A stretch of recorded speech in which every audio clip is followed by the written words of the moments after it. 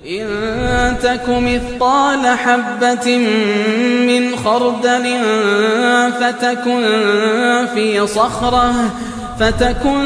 في صخرة أو في السماوات أو في الأرض يأت بها الله إن الله لطيف خبير.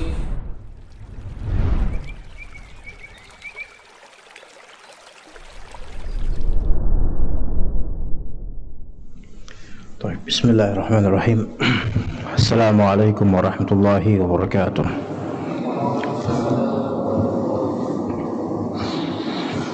إن الحمد لله نحمده ونستعينه ونستغفره ونعوذ بالله من شرور أنفسنا وسيئات أعمالنا من يهده الله فلا مضل له ومن يضلل فلا هادي له أشهد أن لا إله إلا الله وحده لا شريك له وأشهد أن محمدا عبده ورسوله لا نبي بعده.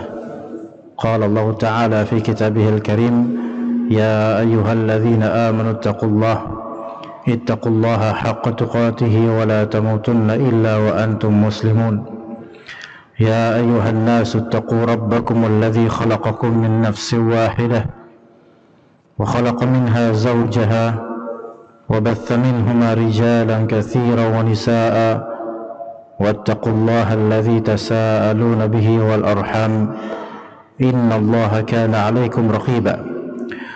يا أيها الذين آمنوا اتقوا الله وقولوا قولا سديدا يصلح لكم أعمالكم ويغفر لكم ذنوبكم ومن يطع الله ورسوله فقد فاز فوزا عظيما. فإن أصدق الحديث كتاب الله وخير الهدي هدي محمد صلى الله عليه وسلم وشر الأمور محدثاتها وكل محدثة بدعة وكل بدعة ضلالة وكل ضلالة في النار. أما بعد. Para bapak dan ibu sekalian jemaah yang dirahmati oleh Allah Azza wa Jalla, kembali kita melanjutkan kajian fikih atau fiqhul usrah atau fikih keluarga, yang mana pembahasan pada duha kali ini tentang masalah al-kafa'ah atau dikenal di bahasa kita atau sebutan kita kufu, sekufu atau tidak, ya. Dan masalah kufu ini atau kafa'ah memerlukan ilmu untuk memahaminya, belajar dengan dalil dan juga pembahasan atau penjelasan dari para ulama rahimahumullah. Karena beberapa orang tua, tentu ya sebagaimana orang tua ya, ikut andil dalam menikahkan putra atau putrinya, kemudian meninjau calon untuk anaknya atau meninjau calon menantunya nih siapa, seperti apa. Nah, tinjauannya ini kerap kali tentu dengan barometer kufu atau kafa'ah. Namun kafa'ah atau kufu tersebut apakah memang digariskan oleh syariat atau tidak? Dan kalau disebut oleh syariat tentang kufu di bidang apa atau di sisi apa? Ya, sehingga orang tua, terutama orang tua perempuan, itu menimbang-nimbang menerima atau tidak. Sebenarnya yang lebih berhak menerima atau tidak adalah anaknya, bukan orang tuanya. Orang tuanya cukuplah memfasilitasi, membimbing dan membantu. Tapi yang lebih berhak menerima atau tidak adalah anaknya. Masalah kufu ini ya jemaah sekalian, kadang bukan syariat kufunya, bukan, tapi masalah kufu ini kadang menjadi penyebab ya, tertolaknya seseorang, atau penyebab retaknya rumah tangga kelak, bisa terjadi. Ya, jika terlalu ketat padahal syariat tidak memperketatnya, tertolak padahal dia itu berhak untuk mendapatkan putrinya misalnya. Atau sebaliknya, karena tidak punya standarisasi kufu yang baik, maka diterima aja, dan ternyata itu menjadi hari kiamat atau musibah untuk putrinya. Dan ini terjadi, dinikahkan dengan pria yang fasik lah, pria yang cuman kelihatan saleh ketika lamaran, ada yang seperti itu. Maka urusan kufu ini bukan sebatas urusan ujung lidah, artinya bukan sebatas omongan, tetapi harus betul-betul diperhatikan oleh terutama orang tua, ya, tapi ya juga untuk anak perempuan dan semua muslim sebenarnya.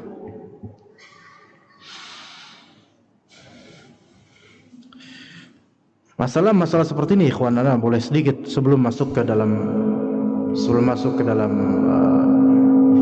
penjelasan.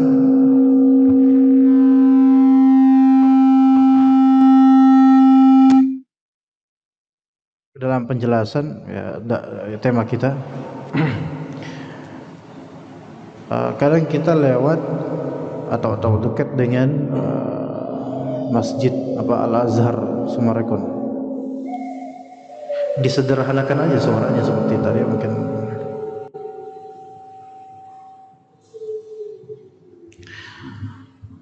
Kayak biasanya dulu suaranya bagus dulu apa?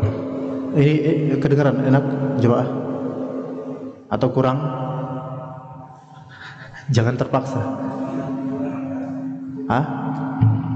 Enak tidak? Ya.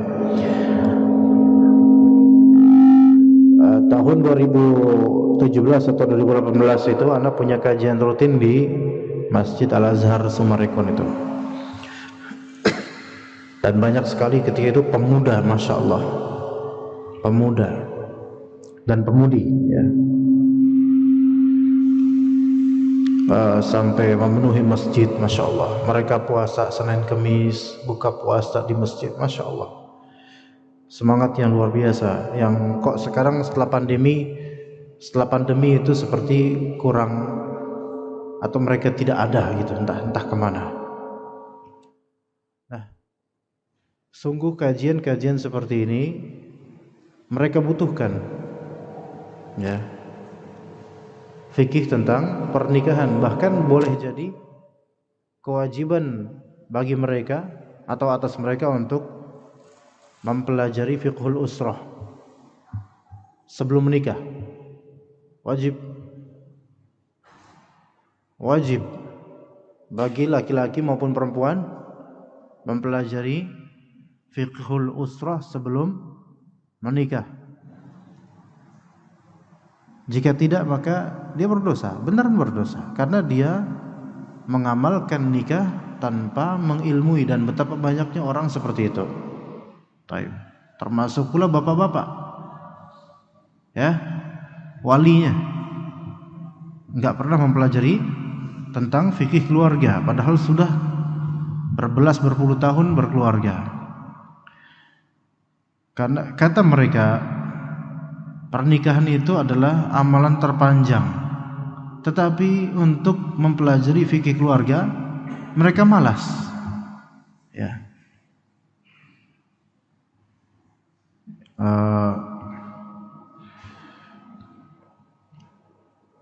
Anak-anak muda itu sebenarnya anak ingin sekali mereka untuk hadir di kajian-kajian seperti ini, bukan semata-mata kajian tabligh akbar yang ya memotivasi untuk menikah. Semua pun tahu menikah itu sunnah, tetapi kajian yang membahas fikihnya biar mereka tahu hukum-hukumnya, bukan sebatas tahu kiat-kiat menikah. Menikah itu sunnah, penganjuran menikah itu semua orang tahu, baik yang normal ataupun tidak normal, bahkan LGBT pun tahu itu. Tetapi yang kita perlukan sekarang adalah ilmu tentang hukum-hukumnya. Dan diantaranya adalah tentang masalah al-kafa'ah, kufu, sekufu atau tidak. Ya, fulan sekufu atau tidak. Tapi ini udah bagus belum nih ikhwan? Kurang. Ini jangan diam. Antum, Anda tanya, udah enak belum suaranya? Kurang. Lebih enak yang pertama tadi atau yang ini? Lebih enak ini, lebih keras. Beneran, jangan diam jemaah. Kalau diam Anda suruh keluar loh nanti. Oke. Taib, udah cukup ini udah? Cukup, jangan diubah-ubah Syekh, jangan diubah-ubah terus. Dalam kajian nanti orang jadi ini terganggu ya. Kalau udah ini cukup, udah alhamdulillah. Bagus enggak di ini? Udah cukup, enggak usah diotak-atik lagi nanti repot lagi antum. Taib, kita akan mulai masalah kafa'ah ya ikhwas sekalian. Insyaallah ini kajian sampai, biasanya kita kajian sampai jam 11 ya, karena ini 17 Agustus kita kajian sampai maghrib. Gimana? Jangan kajian sampai maghrib, antum tafadhol sampai maghrib, anda jam 11 pulang insyaallah ya. Antum silakan kajian sendiri ya. Seperti sini al-kafa'ah atau yang biasa disebut di bahasa kita al-kufu, sekufu atau tidak. Apa itu al-kafa'ah fi zawaj?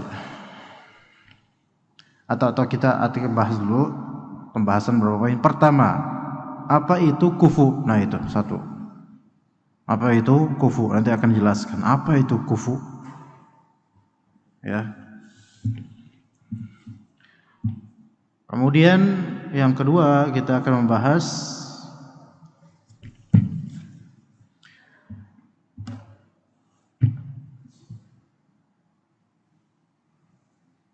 kufu dari segi keagamaan, itu yang kedua. Kufu dari segi keagamaan, itu yang kedua. Yang ketiga, kufu dari segi nasab. Nasab ini maksudnya keluarga, ya. Kufu dari segi nasabnya. Yang keempat, kufu dari segi harta. Yang keempat, kufu dari segi harta. Kemudian yang kelima,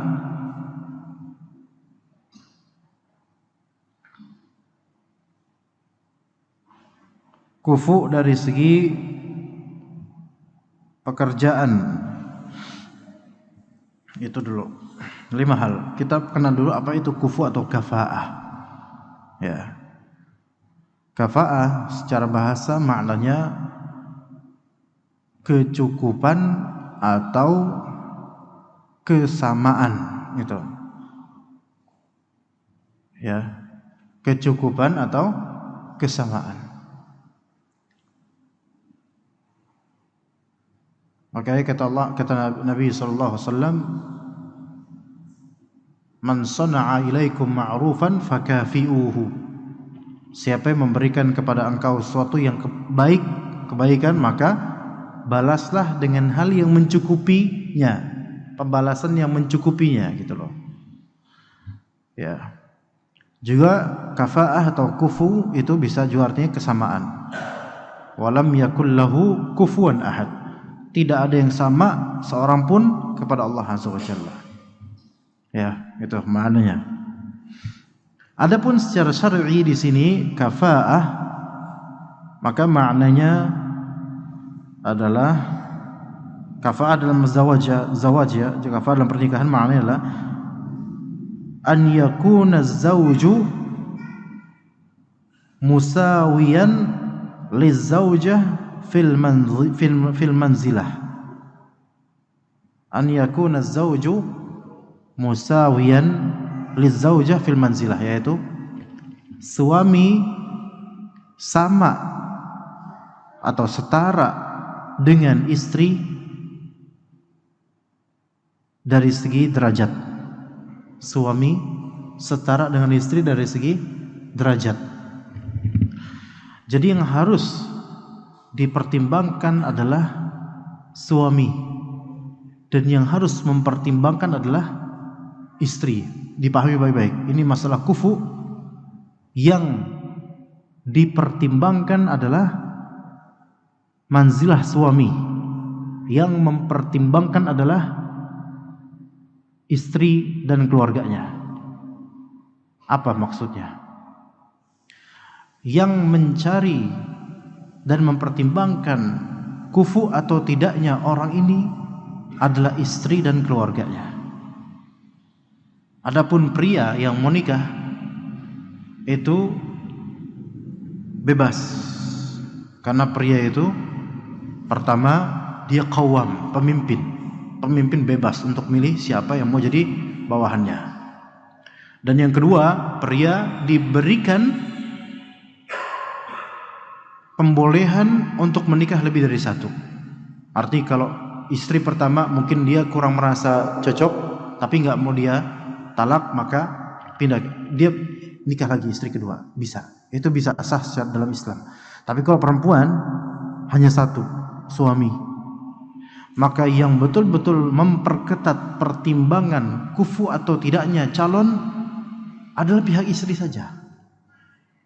Itu dari segi syariat. Tapi kalau misalnya laki-laki mempertimbangkan ini perempuan cocoknya buat saya, itu juga bagus. Bahkan itu juga disyariatkan, tetapi itu tidak dikategorikan dengan sebutan kufu namanya. Ya, itu pertimbangan, bukan disebut pertimbangan kufu, karena laki-laki bebas sebenarnya. Oke. Jadi diingat, kufu ini perempuan yang memerlukannya. Pertimbangan kufu perempuanlah yang memerlukannya, karena kalau pertimbangan kufu tidak ada pada perempuan, terserah mau laki-laki mana aja lah. Apalagi laki-laki sekarang jarang misalnya gitu. Ya. Maka udahlah siapa aja. Nanti ketika nikah, perempuan ini akan dibawa suaminya, dan ternyata suaminya ini buruk sekali perangainya. Nyesel lah itu, silahkan. Ya. Oke.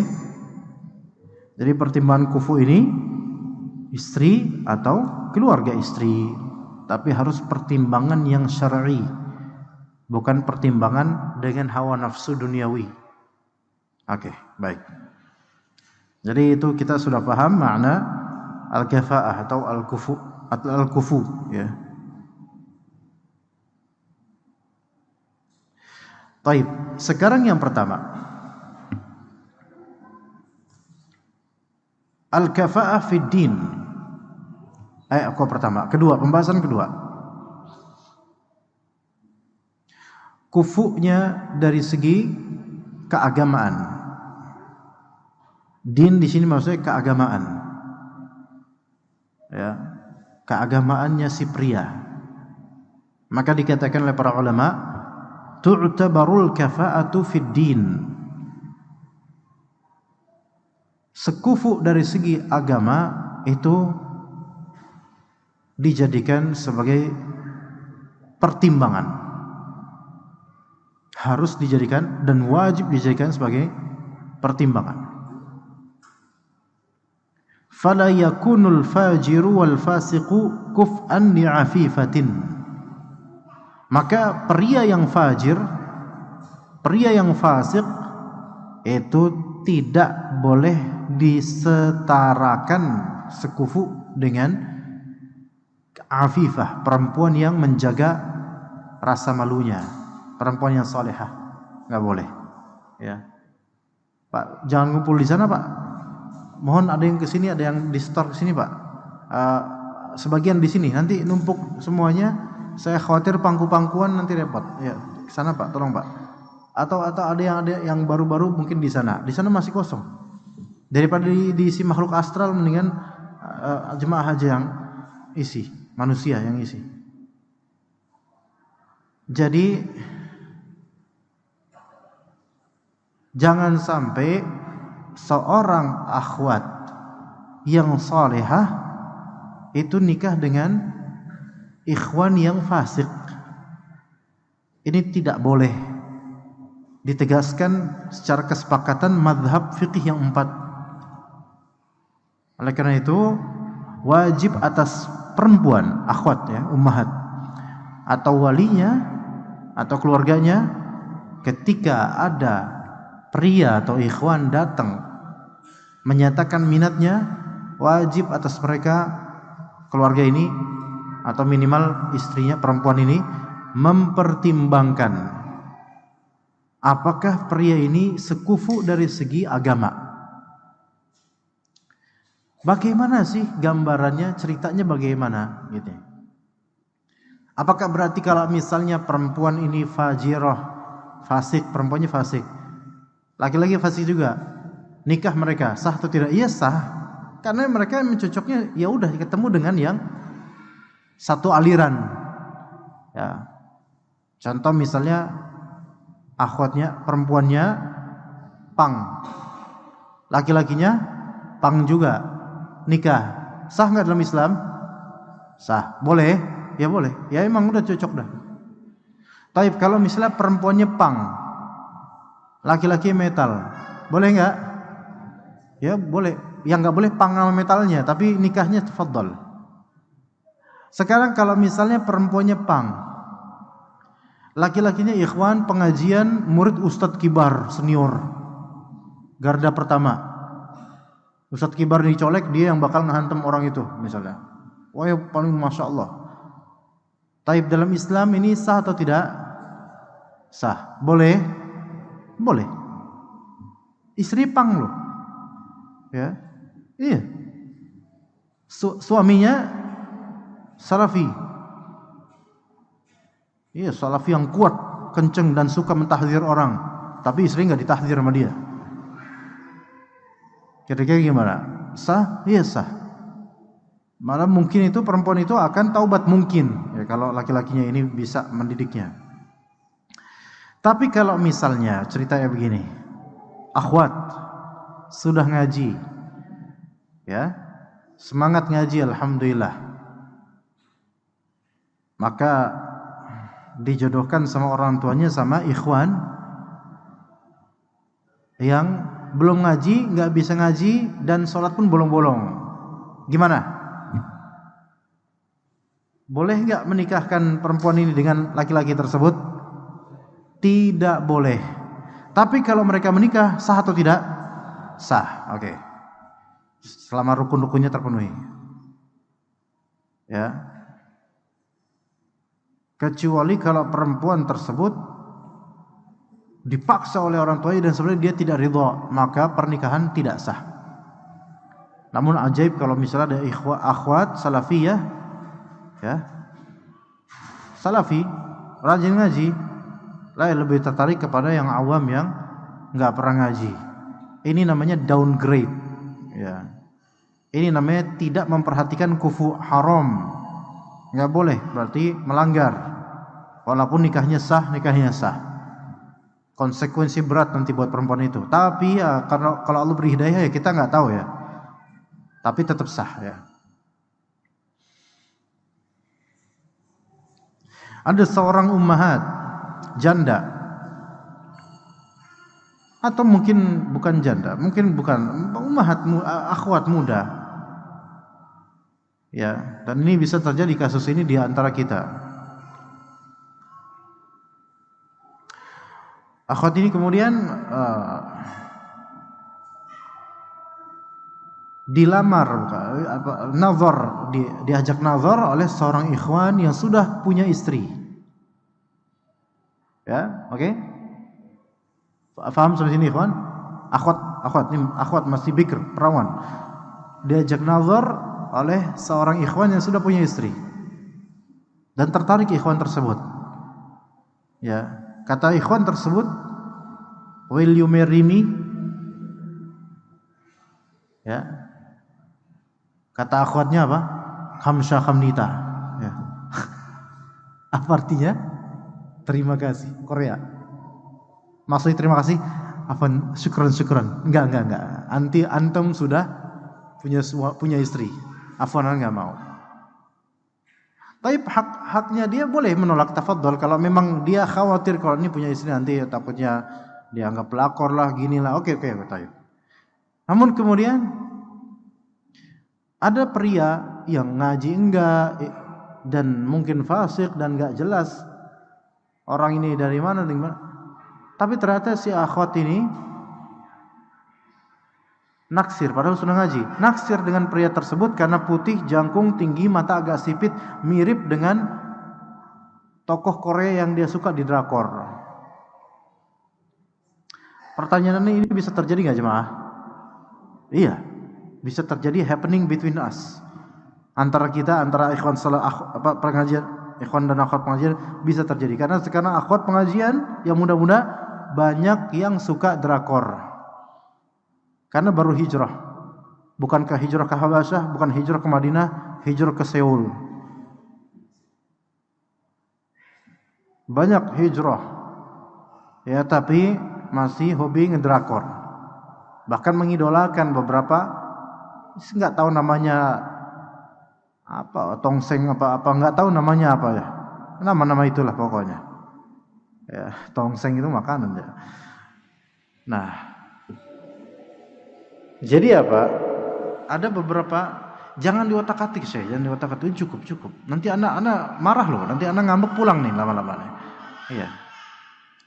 Nah, jadi ketika perempuan menolak yang sebenarnya itu sudah sekufu dengan dia, cuman hanya karena ini sudah punya istri, dan malah beralih ke yang sebenarnya tidak sekufu dengan dia, maka sesungguhnya perempuan ini berdosa. Ya, berdosa, beneran berdosa.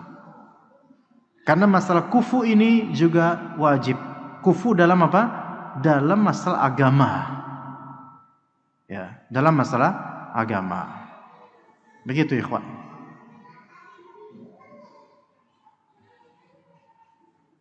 Baik, kemudian kita baca beberapa pandangan ulama mengenai al-kafa'ah fid din ini.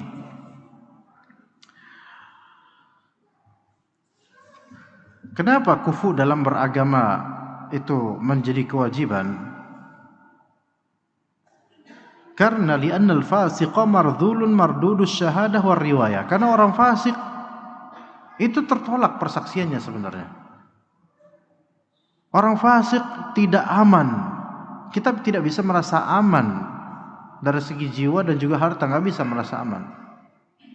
Maka bagaimana bisa seorang wali menyerahkan putrinya kepada orang yang fasik? Ya, kepada orang yang fasik. Ya, jadi ingat dalam masalah agama, terutama kalau ahlus sunnah, maka dengan ahlus sunnah aja. Perempuan sunni ya, perempuan yang ahlus sunnah, sudah rajin ngaji, carilah jodoh dari ikhwan yang sunnah. Ya, begitu. Ya, sayangnya beberapa akhwat atau ummahat sunnah, alhamdulillah, orang tuanya yang susah. Anaknya sunnah, orang tuanya susah ya. Enggak ngaji orang tuanya. Itu yang menjadi penghalang. Udah enggak ngaji, enggak ngerti fikih usrah, dan menjodohkan anaknya dengan laki-laki yang di bawah standarnya. Baik, sekarang kasus. Dan ini ada bicara hukum syar'i, bukan baperan atau semisalnya. Kalau misal seorang akhwat dia pengen nikah dengan seorang ikhwan, karena sekufu, ikhwan ini masya Allah rajin ngaji bareng juga di satu majelis. Taib. Akhirnya ikhwan itu melamarnya, menyatakan perasaannya, dan saya siap nikah dengan anti, dan walinya juga hadir.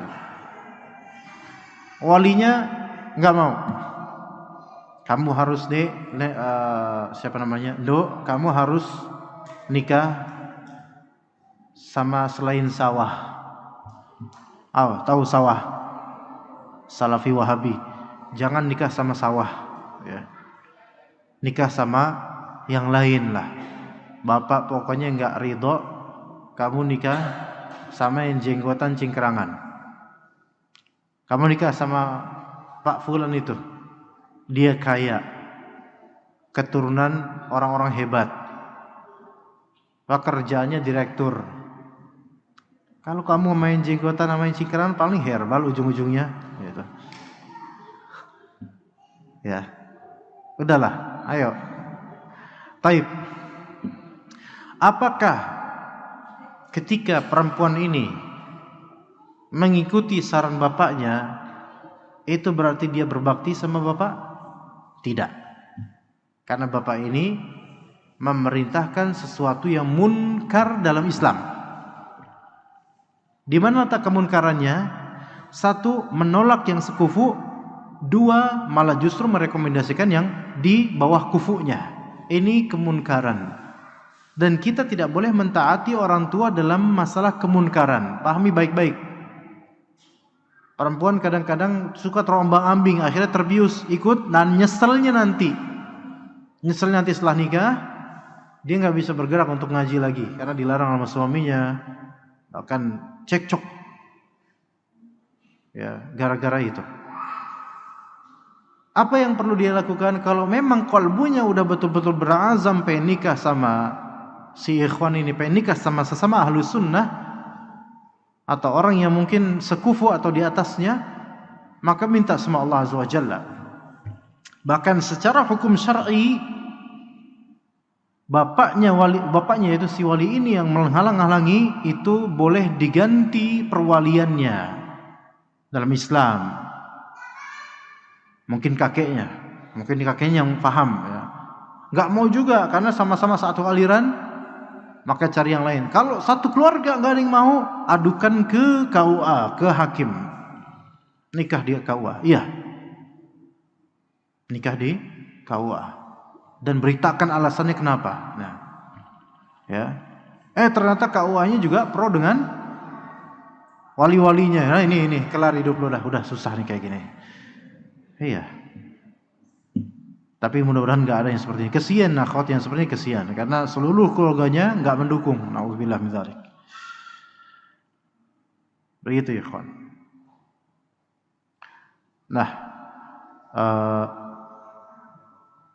kita menuju ke yang ketiga. Al-kafa'ah fin nasab, sekufu dalam urusan nasab. Nasab ini berarti keluarganya atau keturunan siapa. Nasab itu kan ada yang terhormat, ada yang biasa aja. Ya. Kalau nasab dari orang-orang bangsawan itu ada di beberapa suku. Misal Daeng misalnya di Sulawesi, ya. Atau keturunan Ningrat di Jawa. Oke. Apakah sekufu dalam urusan nasab itu menjadi syarat dalam pernikahan Islami? Jawabannya adalah la tushtaratul kafa'atu fin nasab. Tidak disyaratkan sekufu dalam nasab. Ya. Ummahat, suara saya kedengaran enggak ummahat dengan baik? Alhamdulillah.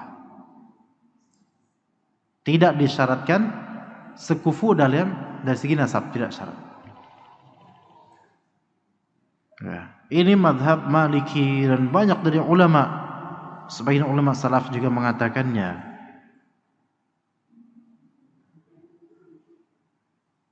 Nah, Ibnu Taimiyah rahimahullah berkata dalam kitab Majmu' Fatawa, "Laisa 'anil Nabiy sallallahu alaihi wasallam nassun sahihun sarihun fi hadhihi al-umur." Tidak ada dari Nabi SAW nas yang sahih dan terang-terangan dalam urusan seperti ini. Melainkan Nabi SAW mengatakan, Innallaha adhaba ankum ubbiyatal jahiliyati wa fakhraha bil aba.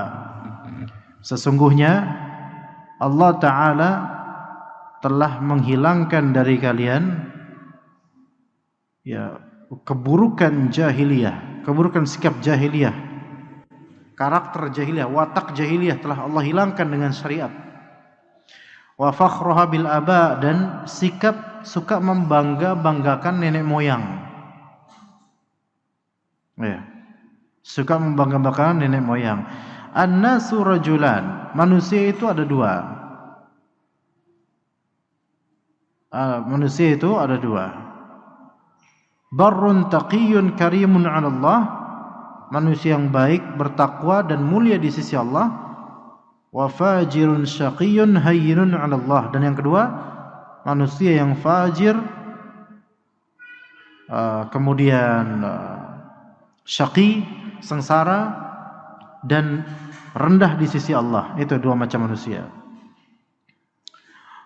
Wan nasu banu Adam. Manusia itu adalah putranya Adam. Wa khalaqallahu Adama min turab. Allah Ta'ala menciptakan Nabi Adam dari tanah. Allah Ta'ala berfirman, Ya ayuhan nas, inna khalaqnakum min dzakarin wa untha wa ja'alnakum syu'uban wa qabaila lita'arafu inna akramakum 'indallahi atqakum. Wahai manusia sekalian, kami telah menciptakan kalian berupa laki-laki dan perempuan, dan kami telah menjadikan untuk kalian bangsa dan kabilah agar kalian saling ta'aruf, saling mengenal. Sesungguhnya yang paling mulia di antara kalian di sisi Allah adalah yang paling bertakwa, bukan dari segi rasnya atau sukunya atau kabilahnya atau orang tuanya, bukan. Jadi di ayat ini ada dalil, dan hadis ini ada dalil bahwasanya keutamaan manusia itu di ketakwaannya, dan itu bagian dari agama. Maka sekufu yang dianjurkan, ya sekufu yang disyaratkan adalah sekufu dari segi agama, bukan dari segi nasab. Baik, dari segi agama bukan dari segi nasab.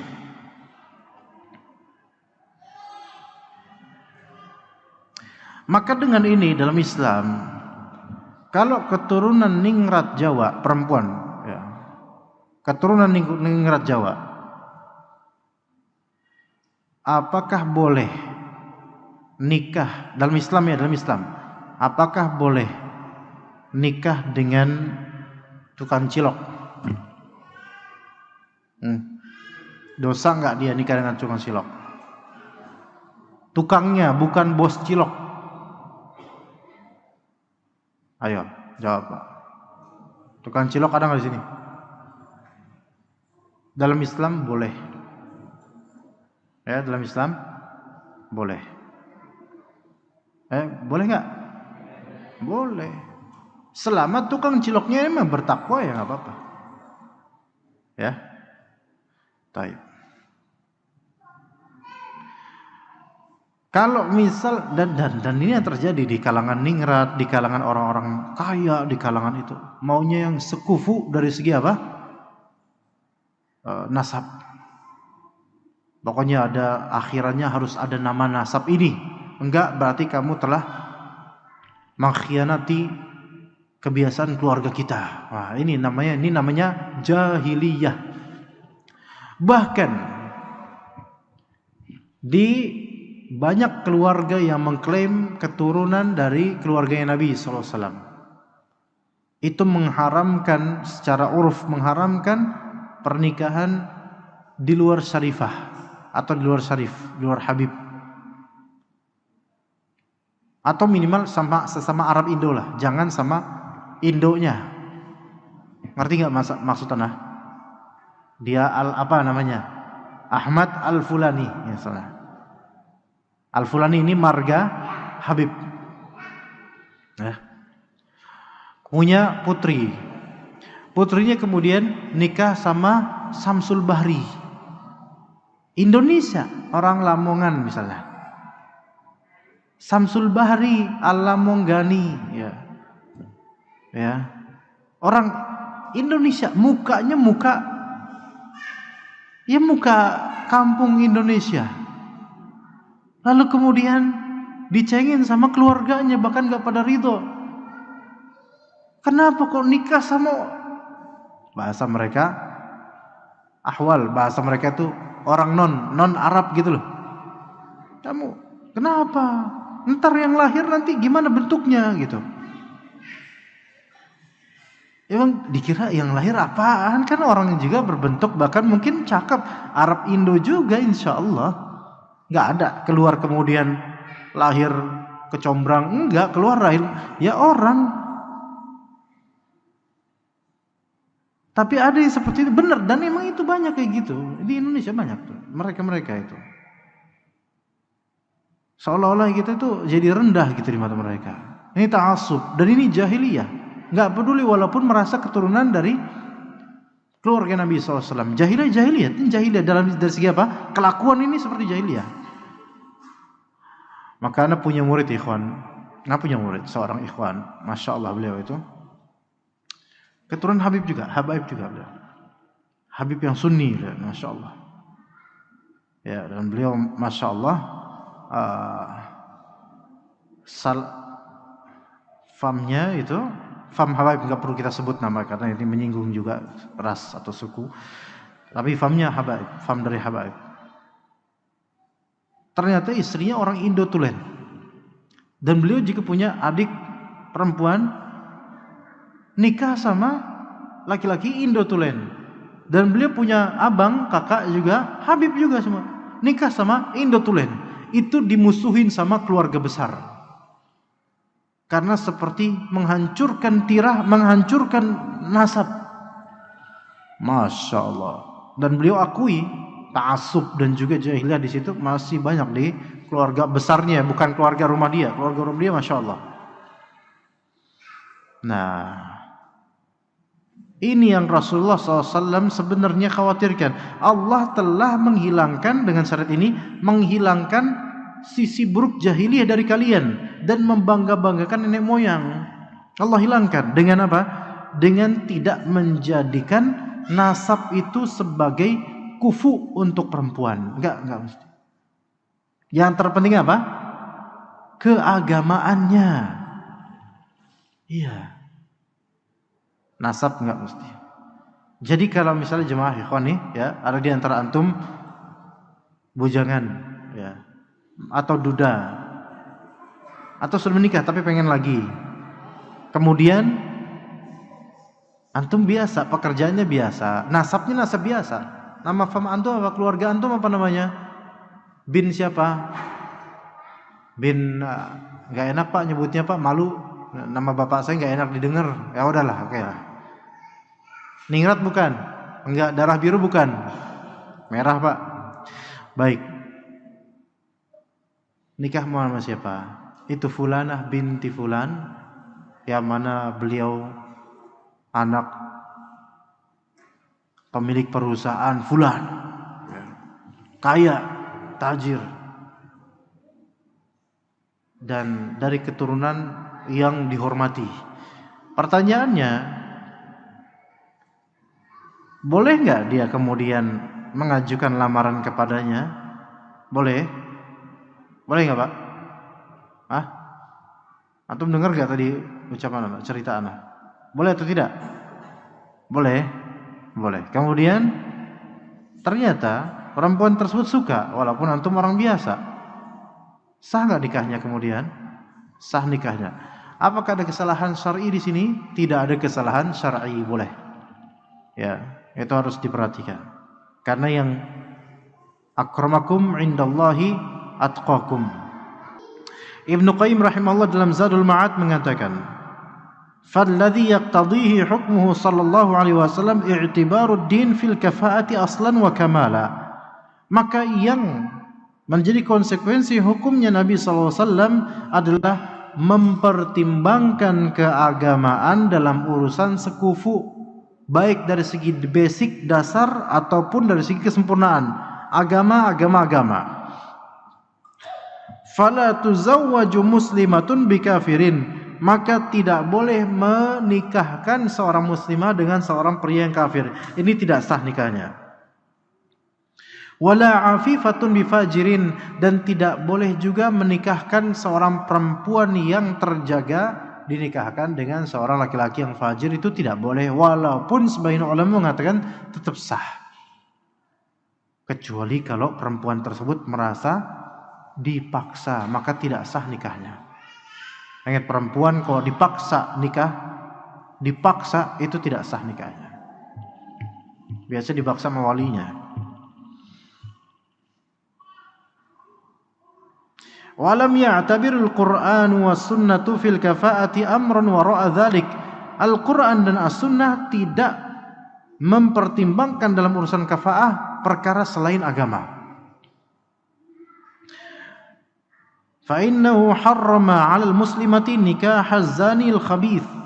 Maka haram atas seorang muslimah yang baik, muslimah yang baik, haram atasnya nikah dengan seorang pria pezina yang menjijikan. Haram. Walaupun kemudian nikahnya bisa sah, tapi biasanya perempuan yang baik-baik tidak akan mau dengan itu. Tidak akan mau. Ya, naudzubillah min dzalik. Sekarang mungkin antum bertanya, ikhwan. Lalu bagaimana dengan hadis Nabi sallallahu alaihi wasallam, tunkahul mar'atu li arba'. Perempuan itu biasanya dinikahi dengan 4 alasan. 4 alasan perempuan dinikahi. 5 li jamaliha. Biasanya apa? Karena apa, Pak? Cantiknya. Ya. Wa limaliha, karena apa? Hartanya. Wa li nasabiha, karena nasabnya, keluarganya. Wa li diniha, karena agamanya. Fadhfar bidzatid din taribat yadak. Maka antum pilihlah dari segi agamanya, beruntung antum. Pilihlah dari segi agamanya, antum akan beruntung. Nah, di sini ikhwan, ini yang menjadi dalil. Para ulama menyatakan bahwasanya ibrah atau pertimbangan sekufu itu cuman di masalah keagamaan, karena Nabi yang mengatakan ini, fadhfar bidzatid din. Lalu bagaimana dengan hadis tersebut yang tadi kita sebutkan? Bukankah Rasulullah menyebutkan 4? Ini yang menjadi kesalahpahaman banyak dari para bapak dan wali. Ya, Rasulullah sallallahu alaihi wasallam itu sedang mengabarkan, bukan mensyariatkan. Sedang mengabarkan bahwasanya perempuan biasanya dinikahi karena ya hal-hal ini sebabnya. Bukan artinya adalah perempuan dinikahi harus dengan 4 pertimbangan ini. Enggak, bukan itu maknanya. Karena kalau harus dengan 4 pertimbangan ini, banyak perempuan nanti enggak nikah jadinya. Karena enggak semua, dikit perempuan yang bisa padanya ada 4 kriteria ini sekaligus. Cantik, duit banyak, nasab dari keturunan Masya Allah, kemudian apa? Agamanya Masya Allah. Cari sampai dari Sabang sampai Sabang lagi, cari. Susah nemunya. Giliran gak nyari, ketemu udah dimiliki orang. Nah kan susah. Akhirnya gak ada nikah tuh.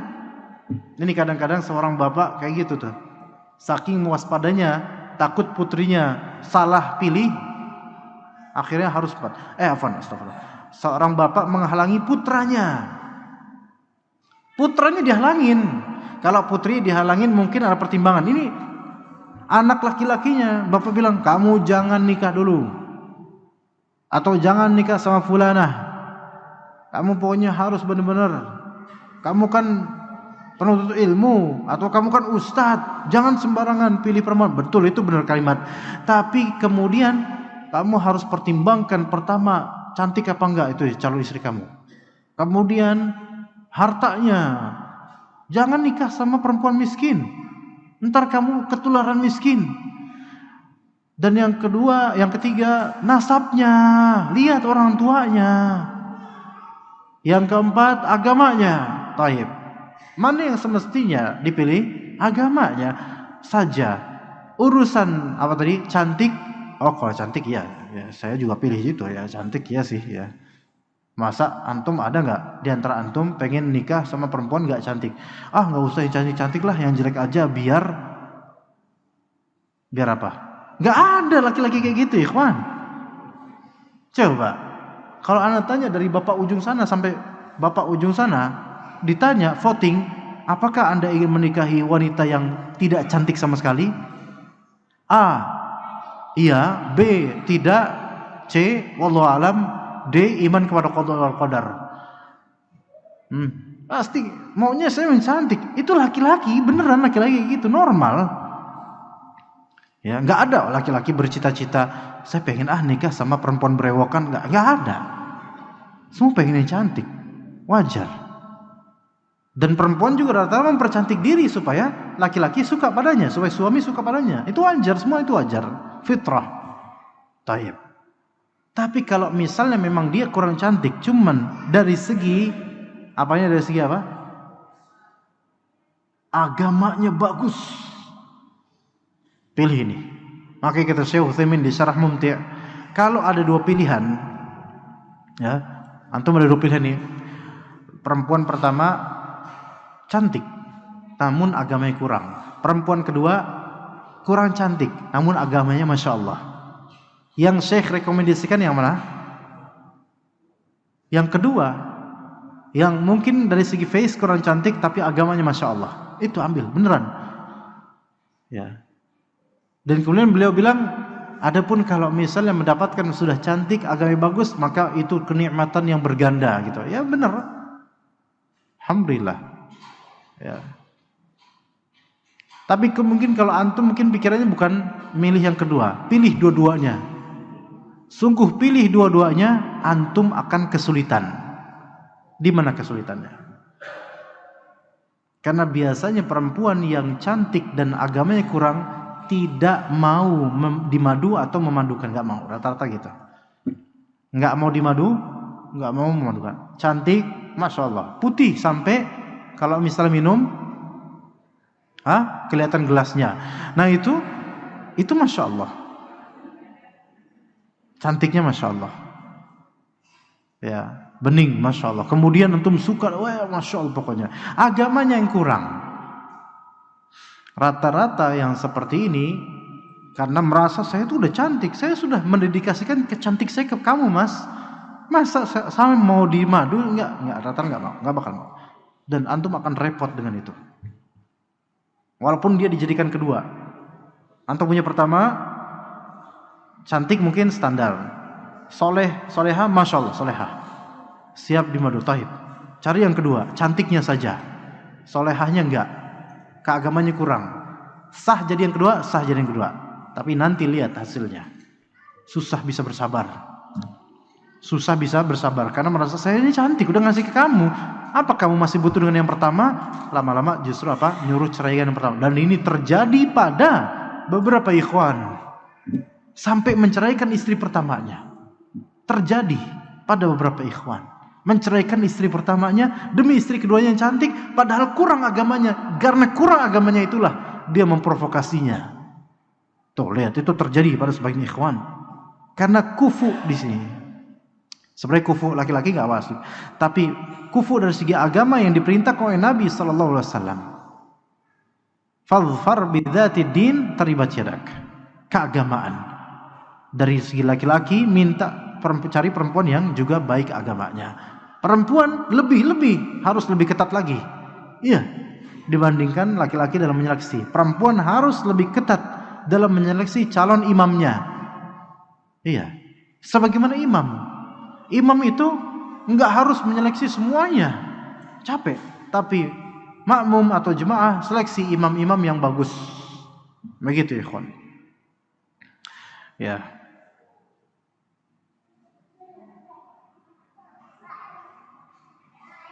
Jadi tadi anak kembalikan hadis tadi, perempuan dinikahi karena 4 hal, itu kabar dari Nabi SAW, bukan melazimkan seluruhnya.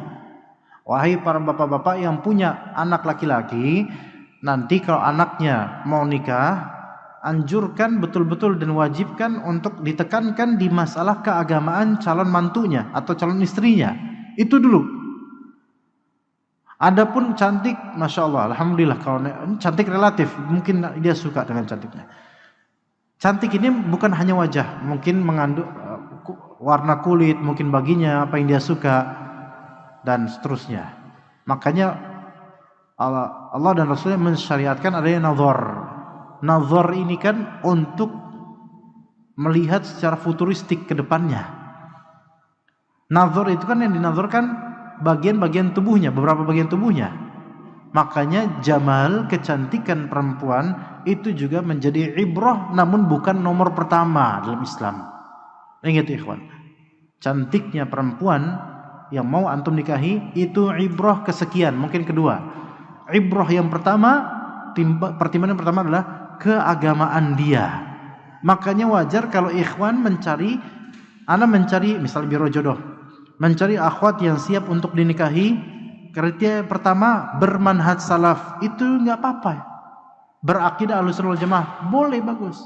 Islam dan baik keagamanya bagus. Itu yang pertama. Jangan yang pertama cantik, yang kedua jelita, yang ketiga manis, yang keempat mana agamanya.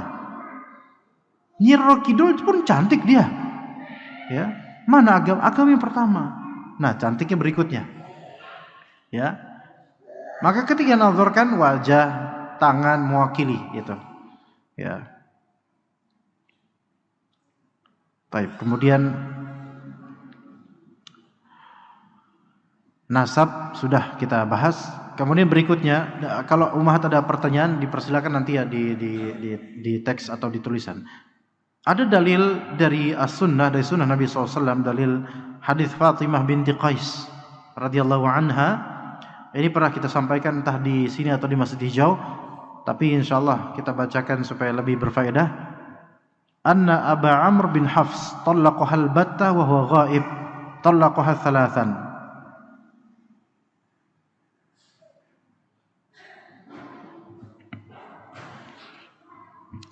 Jadi Abu Amr bin Hafs itu tadinya adalah suaminya Fatimah binti Qais.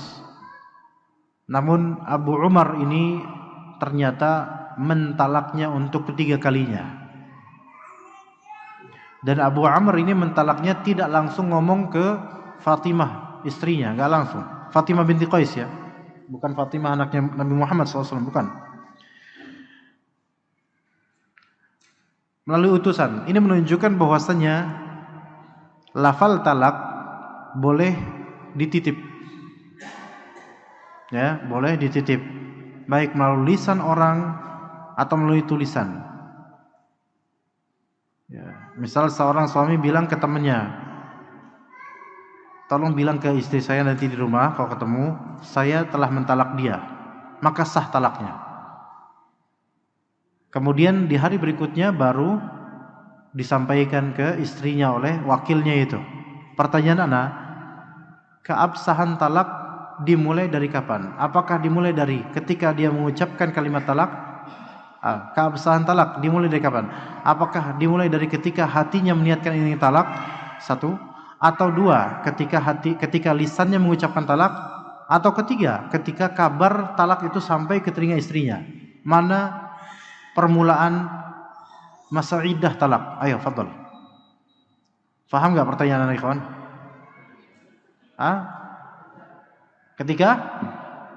Ketika mengucapkannya dimulai itu talak. Bukan ketika meniatkan, karena namanya niat itu di hati, enggak diucapkan. Kalau niatan di hati, wah, seseorang bisa saja talak berkali-kali. Jadi enggak nunggu juga kabar sampai ke telinga istrinya, tetapi talak itu dimulai dari ucapan atau dari tulisan. Oke. Maka dia mentalak ketiga. Dan ternyata setelah itu Abu Amr bin Hafs tidak mau menafkahinya. Ingat bahwasanya pada asalnya perempuan di masa iddah talak itu tetap sebagai istri. Ya, suatu saat kita akan membahas masalah talak suatu saat insyaallah. Masih sebagai suami istri, masih serumah harusnya. Baik. Kemudian suami masih wajib menafkahi di masa iddah. Oke. Lalu bagaimana dengan ini? Marah itu Fatimah binti Qais karena tidak dinafkahi setelah ditalak yang ketiga. Maka kata Nabi, kata Abu Amr, wallahi malaki alaina min syai'. Demi Allah, kita tidak punya kewajiban apapun atas kamu wahai Fatimah, kata Abu Amr. Ya, Abu Amr nitip sama orang ya ngomong itu. Maka faja'at Rasulullah SAW, maka Fatimah datang ke Rasulullah SAW. Fadzakar dzalika lah, maka mengisahkan kisah itu. Ya Rasulullah, saya ini sudah tidak dinafkahi oleh Abu Amr, dia telah mentalak saya 3 kali ya Rasulullah. Maka kata Rasulullah, laisa laki alaihi nafaqah, kamu memang tidak berhak mendapatkan nafkah lagi darinya. Kata siapa? Kata Rasulullah SAW. Ini menunjukkan bahwasanya talak 3 memang ada masa iddahnya, tapi di masa iddah di talak 3 tidak boleh bareng campur sama suami serumah karena udah talak 3, udah pisah benar. Dan yang kedua, suami tidak wajib menafkahinya. Nah gitu ya, suami tidak wajib menafkahinya kecuali kalau dia memang menyusui anak dari suami itu, baru boleh memberikannya gaji untuk penyusuannya, gaji penyusuan. Itu kalau talak 3 ya. Tapi talak 3 tetap masa iddah. Maka Fatimah binti Qais ini pun pengen melanjutkan ke masa iddah. Ya sudahlah kalau gitu, tidak wajib nafkah oleh mantan suaminya, tidak wajib pula memberikan tempat tinggal oleh mantan suaminya. Akhirnya dia keluar dari rumah suaminya. Fa amaraha an ta'tadda fi baiti ummi Syarik. Maka kemudian Rasulullah SAW memerintahkan dia untuk melakukan iddah di rumah Ummu Syarik. Di rumah Ummu Syarik. Ya, dah situlah. Namun kemudian Rasulullah SAW mengatakan, enggak jadi, jangan situ. Tilka imra'atun yaghshaha ashabi. Rumah Ummu Syarik itu seringkali dikunjungi sahabat-sahabatku dari pria. Ya, takutnya kamu iddah di sana, masa iddah di sana, entar beberapa sahabatku malah ngelihat kamu di sana. Jangan. Ya, jangan. Kenapa begitu? Karena tidak boleh ada nazar di masa iddah, walaupun iddah apa? Talak 3. Ya. I'taddi 'inda ibni Ummi Maktum. Maka kamu melakukanlah masa iddah di apa? Di Ibnu Ummi Maktum, di rumahnya Ibnu Ummi Maktum. Fa innahu rajulun a'ma, beliau adalah seorang pria yang buta. Tad'ina thiyabak, kamu bisa menaruh pakaianmu di situ. Fa idza halalti fa'adhini, kalau misalnya kamu sudah selesai masa iddah, beritahu aku.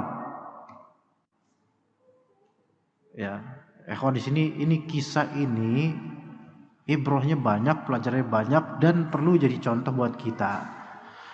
Falamma halaltu, maka kemudian kata Fatimah binti Qais, setelah aku selesai masa iddah dari talak 3 ya, talak 3 ya, zakartu lahu, aku mengisahkan ke Rasulullah SAW, ya Rasulullah, mengisahkan apa? Anna Muawiyah bin Abi Sufyan wa Aba Jahmin khotabani, bahwasanya Muawiyah bin Abi Sufyan dan Abu Jaham itu keduanya telah mengkhidbahku, melamarku. Ingat, melamar. Dan di zaman Nabi, hakikat lamaran itu Anda sudah pernah berkali-kali beritahu. Secara syariat melamar itu simple. Antum menunjukkan cinta antum kepadanya dan pengen nikah dengannya, itu sudah lamaran. Ini yang harus disetting ulang nih. Banyak dari orang-orang tuh lamaran tuh harus pakai mobil berjejer dengan lampu hazard. Itu baru lamaran. Dan ada apa? Keluarga besan. Ya, ada tulisan keluarga besan Suwono, apa keluarga besan siapa gitu. Iya, harus gitu tuh lamaran tuh. Iya, harus gitu. Lamaran dalam Islam tuh simple. Enggak perlu seremonial yang berlebihan. Padahal katanya belum diterima lamarannya, tapi seremoninya udah berlebihan. Udah kayak pesta, Masya Allah. Lamaran tapi di restoran.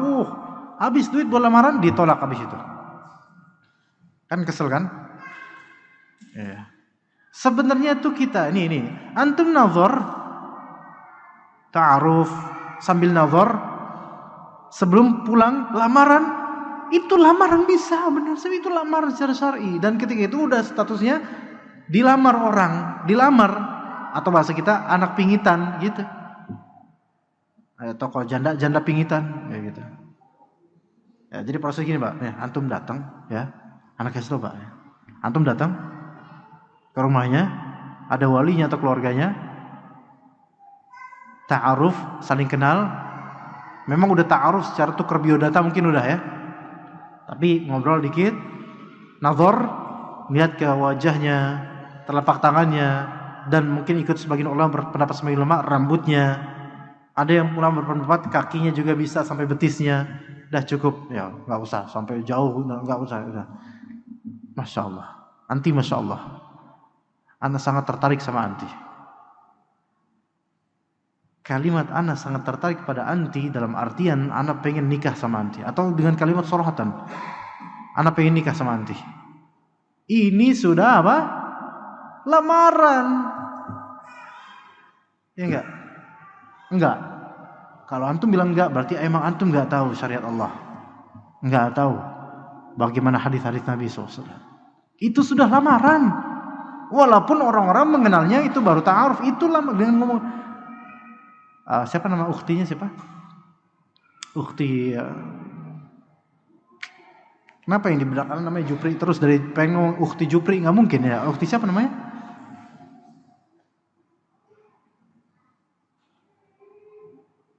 Nama perempuan siapa yang enak? Andi. Hah? Hafsah. Ukhti Hafsah.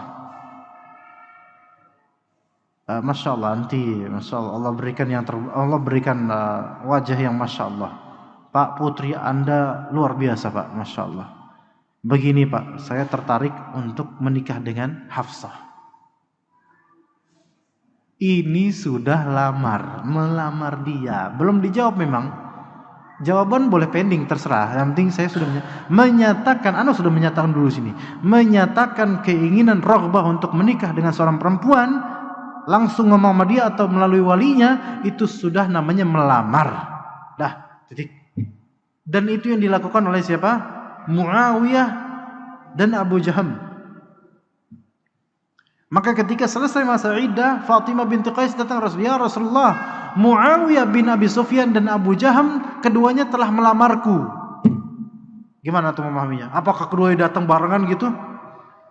Muawiyah bilang, Fatimah, saya lamar ya kamu ya. Abu Jaham bilang, saya juga lamar kamu ya. Enggak gitu. Dan mereka enggak pakai mobil atau onta pakai lampu hazard, enggak. Melalui perantara, tapi sampai ke Fatimah binti Qais. Dan ketika mereka melamar itu, yaitu Muawiyah dan Abu Jaham melamar Fatimah binti Qais, itu ketika Fatimah sedang di masa iddah.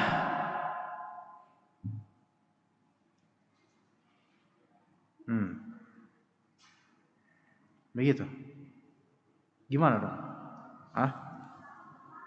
Melamarnya gimana? Di masa iddah.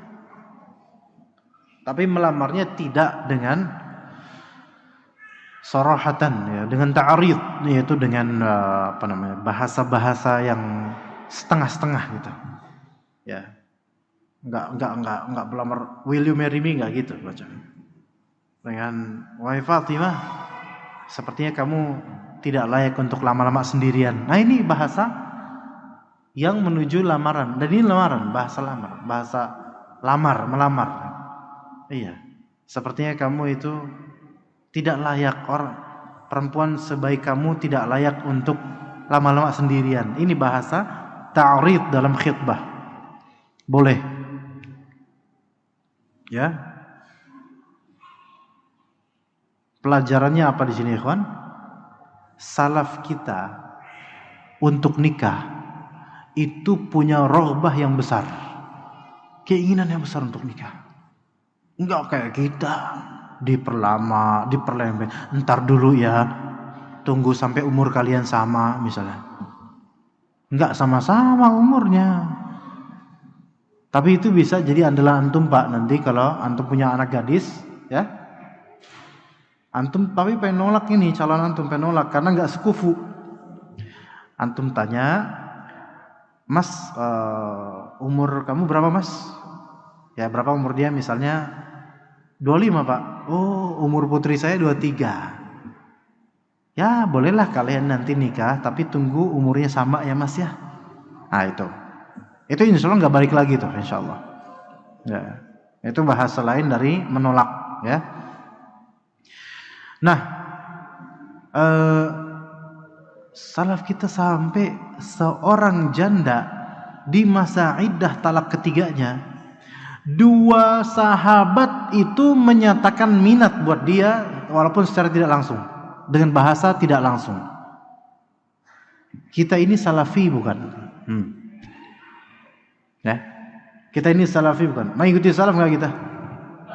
Iya Ustaz, mengikuti salaf, tapi di zaman sekarang susah. Enggak sebenarnya.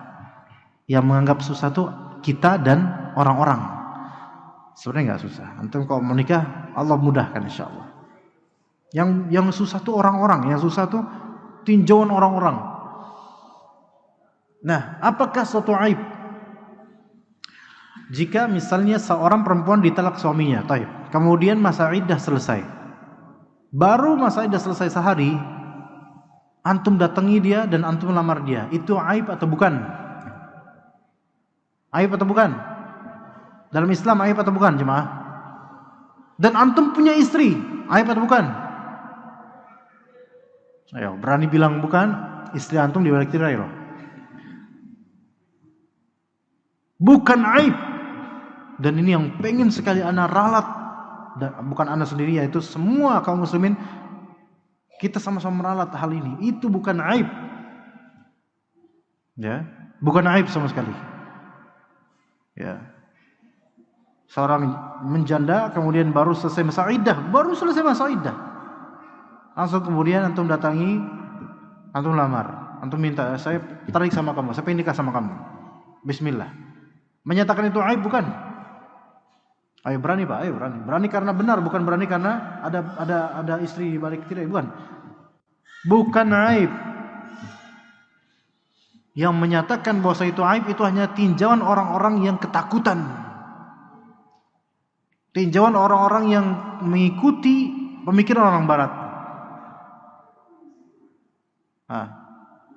Dan betapa banyaknya lisan ummahat atau perempuan atau siapapun, lisan perempuan atau lisan laki-laki ikhwan, itu mencederai status jandanya banyak janda.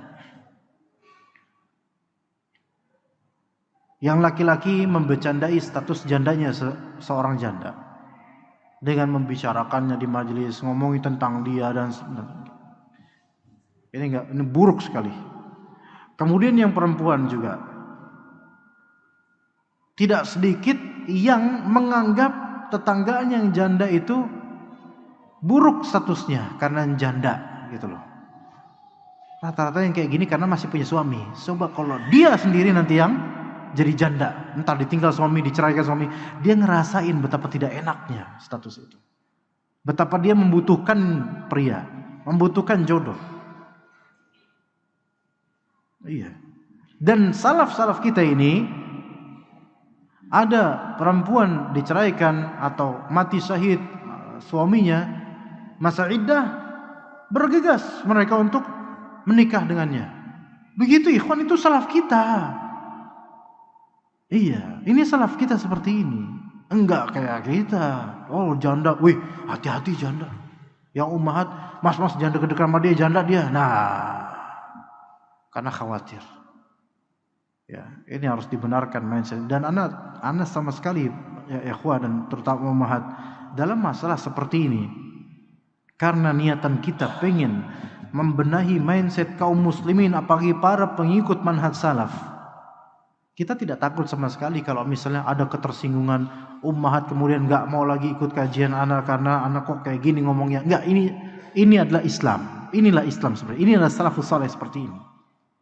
Lihat bagaimana Muawiyah, sahabat Nabi, Abu Jaham, sahabat Nabi, beliau bergegas untuk mengkhitbahnya. Ya, jangan kita itu ikut dengan pemikiran barat. Yang mana kalau nikah itu seperti apa, sesuatu yang barat itu, mereka ada orang-orang barat adalah orang-orang yang paling merendahkan nilai perempuan dan pernikahan. Banyak di kalangan barat setelah menikah itu nggak ada bedanya, tetap sama perempuan lain, tetap. di barat itu. Islam yang menghormati. Kemudian apa kata Rasulullah? Apakah Rasulullah kenapa Muawiyah kau ngelamar dia? Kenapa Jaham enggak? Rasulullah enggak masalah mereka melamar. Tapi kata Rasulullah begini. Amma Abu Jahm fala yad'u 'asahu 'an 'atiqih. Begini wahai Fatimah binti Qais, Abu Jahm itu tidak pernah menaruh tongkatnya daripada ininya. Artinya tongkatnya itu selalu terangkat. Ini bahasa kinayah yang kata sebagian ulama maknanya adalah suka mukul. Bahasa kitanya KDRT. Ya, itu Abu Jahm. Wa amma Muawiyah fasu'luk la mala lahu. Adapun Muawiyah kere, enggak punya duit. Oke? Kere, enggak punya duit. Oke? Inkihi Usama bin Zaid. Nikahlah kamu dengan Usama bin Zaid. Lihat di sini, ini ibrahnya bagus banget, Masya Allah. Apakah ini ghibah? Ini ghibah yang diperbolehkan dalam masalah ini demi maslahat Fatimah binti Qais. Maka ketika antum ditanya oleh seorang akhwat, akhi, antum tahu nggak dengan akh fulan teman kajian antum? Oh iya, anak kenal. Dan ukhti ini boleh dia ngomong, akhi afwan, ana dilamar oleh beliau. Ana lagi ta'aruf dan dilamar oleh beliau. Menurut antum gimana tentang beliau? Apakah baik ikhwan ini? Antum bilang kebaikannya dan antum sebutkan juga keburukannya yang ada kaitannya dengan rumah tangga masa depan. Yang gak ada kaitannya gak usah diomongin ikhwan. Antum bilang aja yang ada kaitannya. Misalnya, oh fulan itu yang ana tahu kalau ya yang bisa takutnya berefek ke rumah tangga, dia itu bakhil jiddan, mat wajib muttasil, bakhil jiddan, padahal nggak ada hamzahnya, bakhil jiddan 6 harokat, saking bakhilnya. Beneran akhi bakhil? Iya bakhil banget dia tuh. Kalau ana alhamdulillah nggak bakhil gitu. Ini ngomong ini berarti ada maunya nih. Ya, Masya Allah, dia bakhil. Ana khawatir anti nanti kena bakhilnya, kesian anti gitu. Itu bakhil pertama. Kemudian yang kedua, dia itu orangnya keras, wataknya keras. Dan kalau udah keras ngomong kasar gitu. Kalau ana alhamdulillah ana sih lembut dan insyaallah enggak kayak gitu. Misalnya ini nginjek, ini kayak panjat pinang ya. Ya. Nginjek orang demi dirinya gitu. Taib. Gimana? Boleh enggak dia membicarakan itu? Boleh selama aib tersebut ada kaitannya dengan masa depan rumah tangga, boleh. Tapi kalau nggak ada kaitannya nggak boleh. Ya, misalnya apa? Aduh, dia itu memang apa ya? Bagus sih orangnya, cuman di dekat pusarnya itu saya lihat ada tompel besar sekali pada dirinya. Ini kan nggak perlu. Nggak ada kaitan sama stabilitas rumah tangga.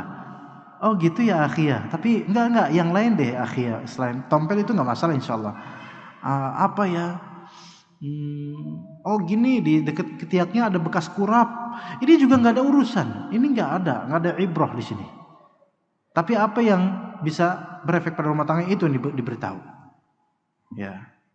Misalnya muamalahnya dengan orang-orang, sifatnya bakhil atau tidak, dan seterusnya.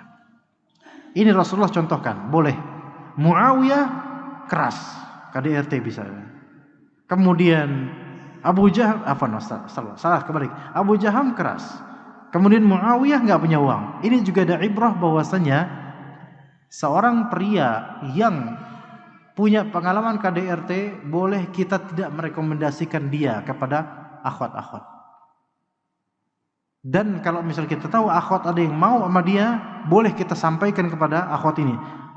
Ukhti afwan ini. Fulan ini anti mau nikah sama fulan ini. Iya akhi.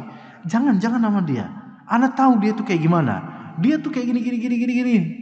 Itu boleh. Boleh walaupun antum enggak ditanya. Demi maslahat perempuan ini.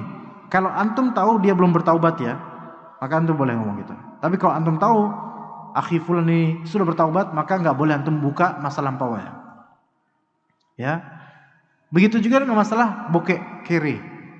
Boleh kita tidak merekomendasikan seorang ikhwan yang kita kenal kembang kempis, ya, bukan puasa Senin Kamis lagi, puasa Daud, dan kalau bisa puasa dahar selamanya dia puasa. Karena saking enggak punya uangnya. Ada kabar fulana mau nikah sama Akh Ghifari misalnya, nama Ghifari tapi miskin Masya Allah. Anti mau nikah sama Ghifari? Iya akhi, Ghifari itu enggak punya duit sama sekali. Anak khawatir anti bakal kesulitan nanti. Enggak apa-apa akhi, ana sudah tahu, ana terima. Memang udah qadar Allah, enggak apa-apa. Insyaallah mudah-mudahan dengan nikah Allah akan berikan kita kekayaan. Ini Masya Allah. Ajib ya perempuan kayak gini Pak ya. Kira-kira antum berhadapan dengan perempuan kayak gini, oh Masya Allah anti ya, gini deh, gimana kalau sama anak aja gitu. Anak ada duit kok, alhamdulillah. Boleh nikung? Nikung lamaran orang boleh nggak? Nggak boleh, haram. Tapi kalau kemudian perempuan itu berubah pikiran gara-gara antum ngomong gitu, terus akhirnya kalian menikah, boleh nggak? Bukan boleh, sah nggak nikahnya? Sah nikahnya, tapi ini nikung namanya. Iya, tanggal ditentukan, apa namanya yang disebarin tuh, undangan udah sebarin, mendengar jawaban dia yang qanaah ini, anti mau nggak sama anak? Jangan nama dia deh, tapi lebaran apa? Undangan sudah diinin mas, tanggal udah ditentuin mas, undangan sudah disebar. Itu aturable dah, bisa diatur. Iya. Nanti kalau Mas Ghifari marah gimana? Meminta maaf itu lebih enak daripada meminta izin gitu. Ya udahlah, nggak apa-apa mas. Kita datang ke rumah saya, temuin wali saya. Jadi akhirnya, jadi Ghifari marah. Dosa nggak dia? Dosa. Dua orang ini dosa nih. Tapi nikahnya sah nggak? Nikahnya sah. Gitu. Baik, kemudian Rasulullah merekomendasikan inkihi Usama bin Zaid. Nikahlah dengan Usama bin Zaid. Nikah aja Usama bin Zaid. Dan Usama bin Zaid dibandingkan Muawiyah dan Abu Jaham secara fisik, Usama bin Zaid kalah jauh secara fisik loh ya. Dan secara gelar, keternamaan kalah jauh sama bin Zaid.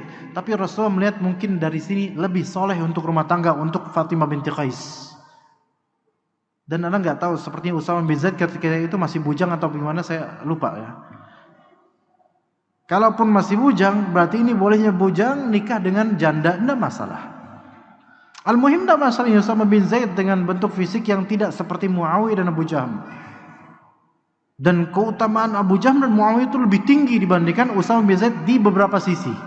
Muawiyah katibul wahyi, penulis wahyu. Abu Jaham juga punya kebaikan. Tapi Usama direkomendasikan Rasulullah SAW.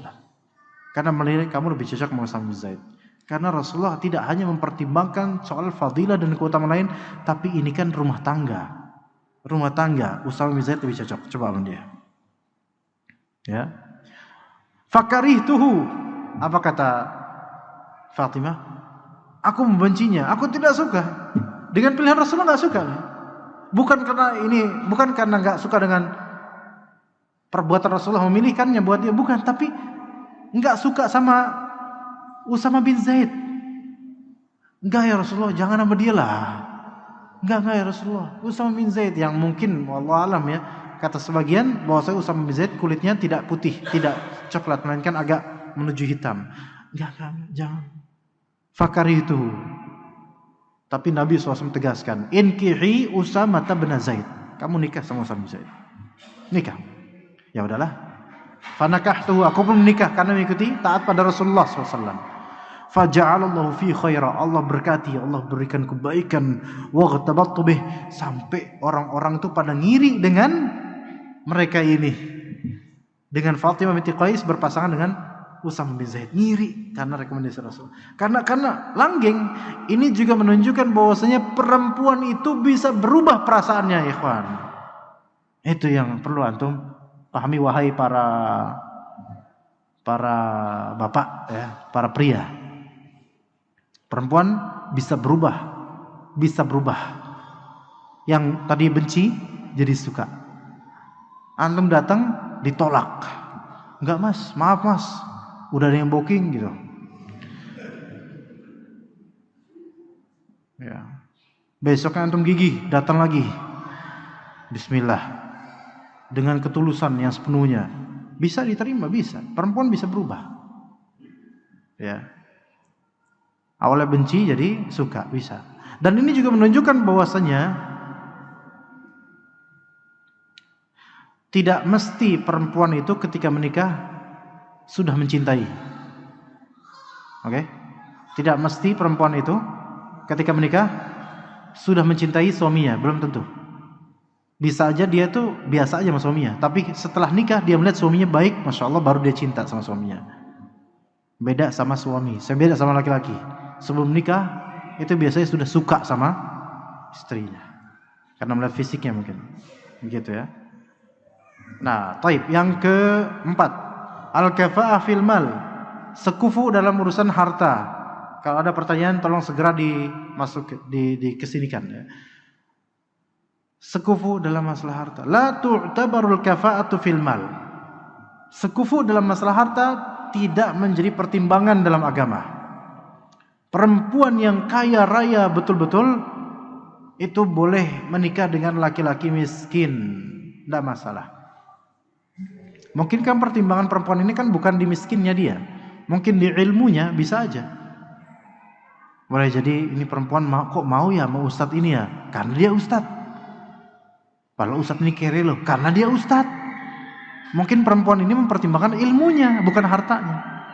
Dan itu nggak masalah dalam Islam, nggak masalah dalam Islam. Selama ustadznya ini atau suaminya ini bertanggung jawab kelak.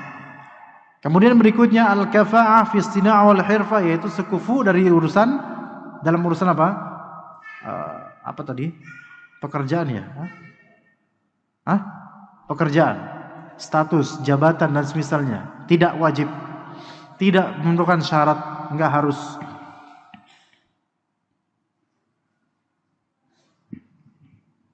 Satu pekerjaan enggak harus, ikhwan.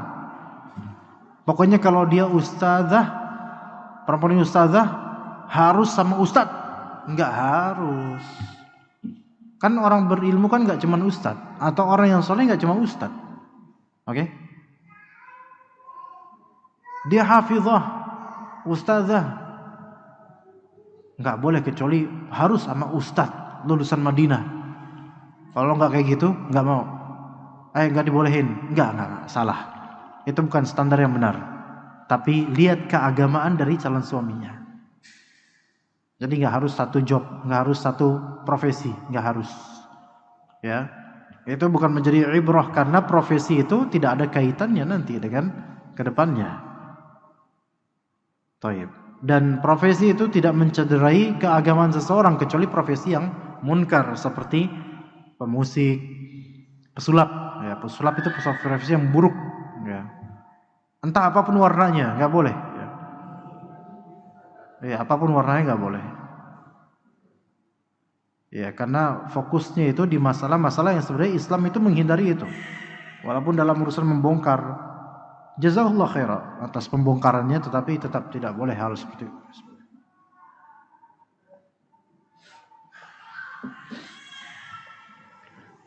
Tetapi ikhwan, semua kajian ini alhamdulillah selesai sebenarnya, tapi ada ibrah begini.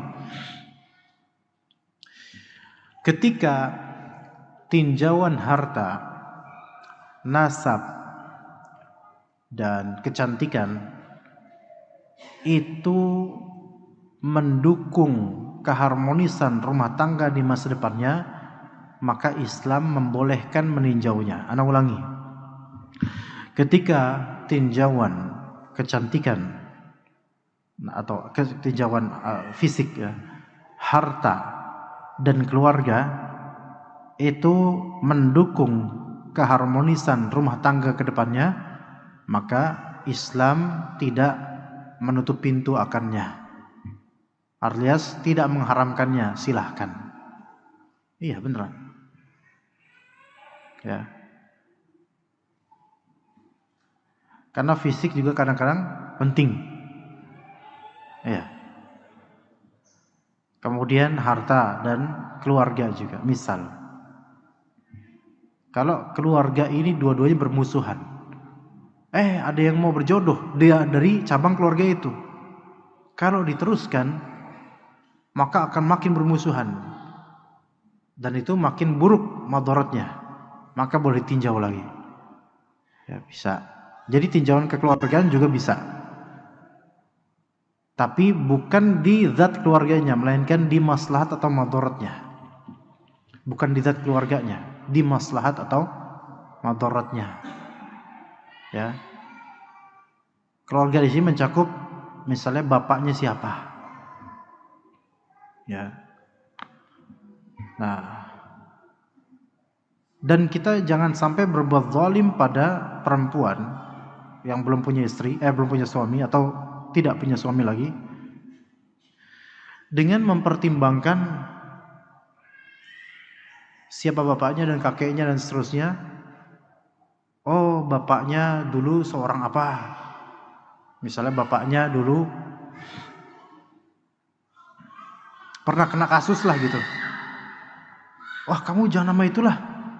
Itu nanti anaknya bakal berkasus juga. Itu nggak boleh, zalim itu. Bisa dipahami nggak maksud Anda? Apa yang pernah menjadi kasus seorang bapak itu tidak mesti menimpa putrinya gitu loh. Nggak boleh kita menzalimi orang dengan menghakimi seperti itu gitu loh. Gini loh, ada perempuan sekarang salafi alhamdulillah, suka ngaji, tapi dulunya dia misal ya pramugari misalnya ya. Apakah kemudian karena dia dulunya pramugari dan sekarang telah berhenti dari itu dan taubat dari semua itu, dari misalnya menampakkan aurat atau lekuk tubuh, udah taubat dari semua itu, apakah dia itu nggak bisa solehah sekarang? Bisa. Itu masalah dia dan dia sudah taubat, maka nggak boleh kita ungkit kemudian, wah dia pramugari dulu, jangan. Kalau dia sekarang mau solehah, maka kita lihat ibrah sekarangnya.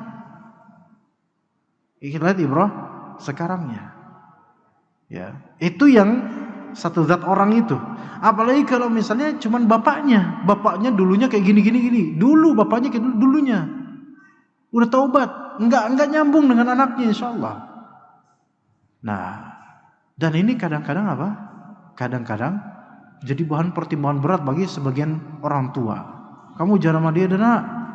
Dulu buyutnya mbahnya itu PKI. Pasti itu orang ada bibit PKI-nya, Allah musta'an. Kecuali mungkin kalau orang tuanya masih PKI misalnya, keluarganya keluarga PKI misalnya. Lah iya ini susah ini, kamu jangan nikah sama dia, ntar kamu di Palu Arit nanti sama mereka. Nah ini mungkin ini. Tapi kalau jauh mantan PKI dan udah taubat, gak masalah. Bukankah para sahabat Nabi dulunya tuh musyrik, banyak yang musyrik dulunya, banyak yang musyrikah dulunya, musyrik, masuk Islam, taubat, nikah, sah nggak apa, nggak masalah. Bahkan kesyirikan jauh lebih parah mungkin daripada sekedar jadi pramugari atau apa gitu. Ya, semua kembalikan kepada Allah Azza wa Jalla dan syariatnya. Ada pertanyaan ikhwan, bapak-bapak ada pertanyaan mungkin dari jemaah? Kalau bapak-bapak silakan bertanya langsung. Ada pertanyaan Pak?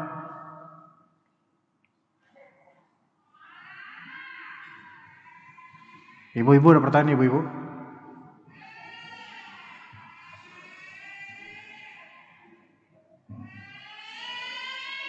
Ada enggak?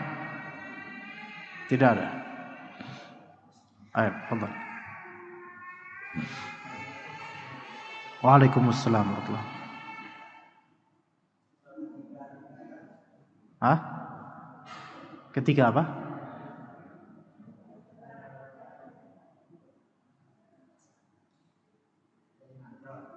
dari nazar menuju,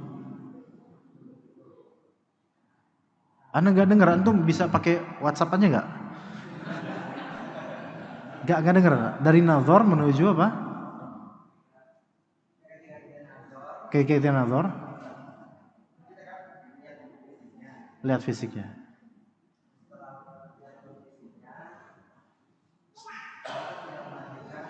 Kita tidak apa? Tidak melanjutkan. Kita pulang. Udah cukup gitu, udah gitu. Terus melukainya. Ya inilah dia. Ketika kita nak pertanyaan, jazakallah khair.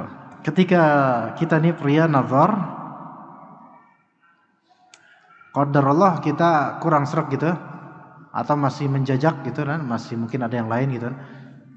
Dan qadarullah kita nggak lanjut. Apakah itu kita melukainya? Biasanya sih melukainya. Tetapi antum nggak bersalah selama antum tidak menjanjikan apapun untuknya. Kalau antum nggak menjanjikan apapun untuknya, antum nggak salah. Karena kan perbuatan antum hanya ta'aruf dan nazar, selesai. Dan perempuan ini kalau nggak dijanjikan, ya jangan. Kalau nggak dijanjikan, ya jangan berharap lebih. Gitu. Jadi ketika nazar, karena kita ngobrol, tapi kalau memang belum yakin, jangan menjanjikan sesuatu. Ya, ngobrol aja hal yang mungkin umum. Ya. Jangan membuat dia itu berharap lebih gitu. Kemudian disegel di akhir, ini saya belum bisa, mungkin nggak tahu kelanjutannya bagaimana. Jelaskan, jangan tiba-tiba udah ya, gue caw dulu ya, assalamualaikum, nggak kayak gitu. Ya, ini saya belum bisa memastikan kelanjutannya. Nanti kalau memang lanjut akan saya kabarkan, kalau tidak juga akan saya kabarkan. Ya berdoalah kepada Allah yang terbaik. Nah gitu, dah gitu aja. Ya, nggak usah dijanjikan macam-macam.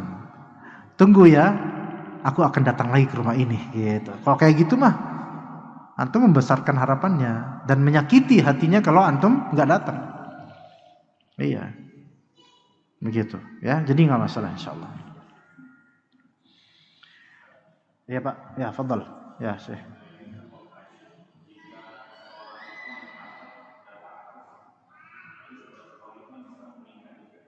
Di akhir tahun Hijriah, Masehi.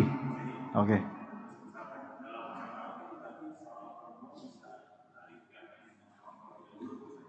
Bisa beralih ke yang lain?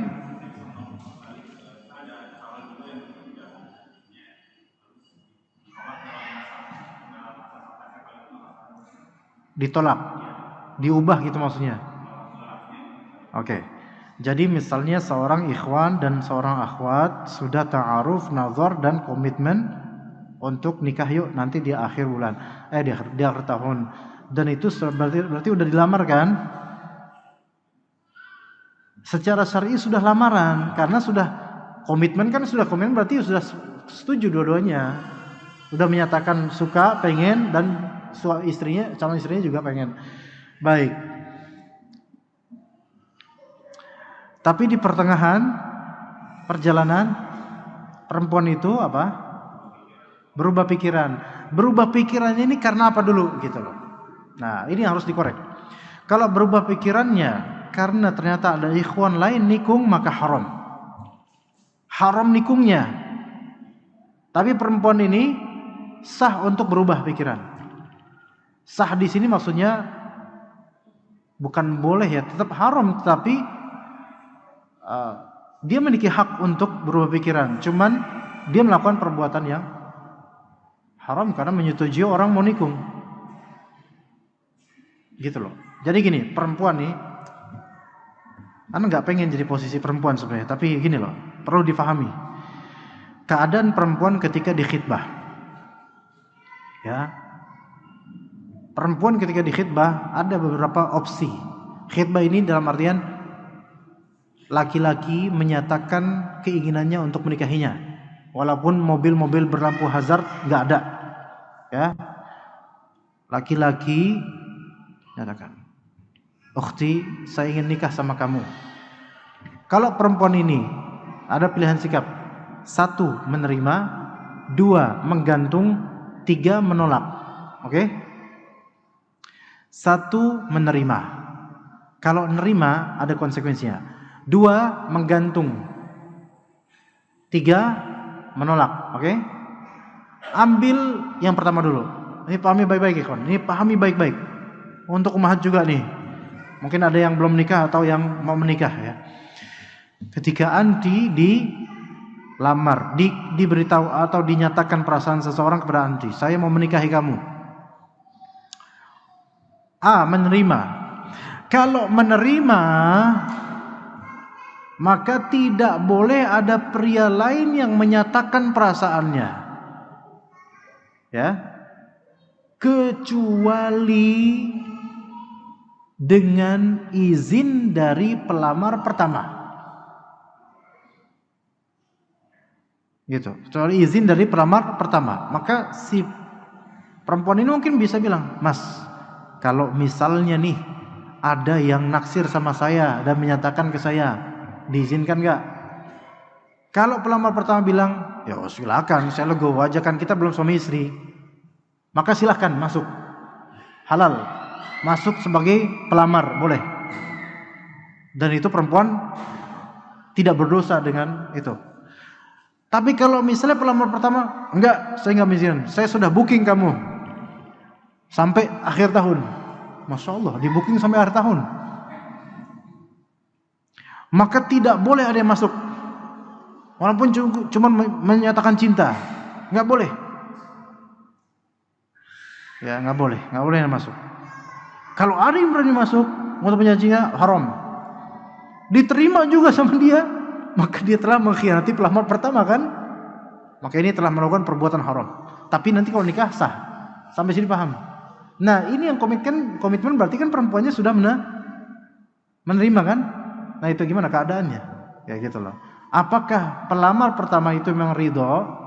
Ada yang boleh masuk, ada yang boleh menyatakan atau tidak? Itu dilihat dari itu. Oke? Sampai sini paham? Atau opsi kedua, ketika dilamar atau dinyatakan cinta padanya, si perempuan ini ngegantung dengan kalimat-kalimat yang ambigu atau bersayap atau menggantung. Bicara, "Dek, kita nikah yuk akhir tahun." "Gimana Mas ya? Tergantung nanti deh ya, kita lihat nanti ya." Nah, ini gantung nih. Kalau gantung gini, maka pelamar pertama itu masih digantung. Berarti masih boleh ada siapapun masuk. 10 pelamar masuk, nggak masalah. Ajaiban perempuan ini, Masya Allah, 10 pelamar masuk. Atau dengan kalimat lain, "Gini Mas, saya nggak bisa memberi harapan banyak ya Mas ya." Nah, ini gantung. Atau, "Dek, kita nikah yuk akhir tahun nanti." Wallahu a'lam bishawab. Wassalamualaikum warahmatullahi wabarakatuh. Gantung juga ini. Atau diem, centang biru 2 doang, ini juga gantung. Oke? Ya, oke, ini yang gantung. Kok gantung masih boleh, siapapun datang.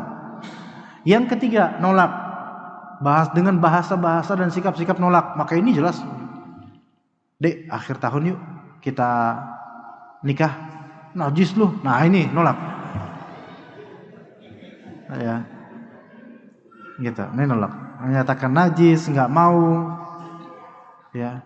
Atau sepertinya tidak, atau nggak bakal saya nikah sama kamu, gitu. Nah, ini nolak. Atau lewat WhatsApp, "Assalamualaikum ukhti, gimana kabarnya? Afwan, anak ingin menyatakan bahwasanya anak ingin sekali menikah dengan kamu di akhir tahun." Dah, centang biru. Setelah itu profil picture-nya hilang. Ini termasuk nolak. Ya. Gak bisa kelihatan profil picture-nya, gak bisa kelihatan. Oke. Ada lagi bapak-bapak yang mau bertanya, Pak? Dari ibu-ibu nih. Bismillah. Bagaimana jika istri ditalak dalam keadaan suami sedang marah dengan istri? Apakah sah? Para ulama mereka membagi kemarahan menjadi 3. marah yang ringan, marah yang menengah, dan marah yang kalap seperti kesurupan. Kalau marah yang ringan, maka talaknya sah. Marah yang ringan seperti cuman, kamu ini udah, kita pisah sekarang, atau kita pisah aja. Nah ini terjadi marah ringan. Marah menengah itu marah yang sudah betul-betul marah, mungkin bergetar gitu kan, marah sampai lempar apa mungkin, tapi dia masih mengontrol dirinya. Ini standarnya, mengontrol dirinya, mengontrol lisannya bisa dia. Oke, ini terjadi talak. Yang ketiga, marah kalap sampai seperti kesurupan. Ini yang betul-betul marah, tapi enggak sadarkan diri, tapi tidak 100% sadarkan diri, sehingga tidak 100% ucapan yang keluar dari lidahnya itu dengan kemauannya, entah karena kesurupan atau emosi yang terlalu berlebih sehingga dia tuh nggak bisa menahan dirinya, padahal dia pengen menahannya. Makanya seperti ini tidak terjadi talak. Paham ikhwan di sini?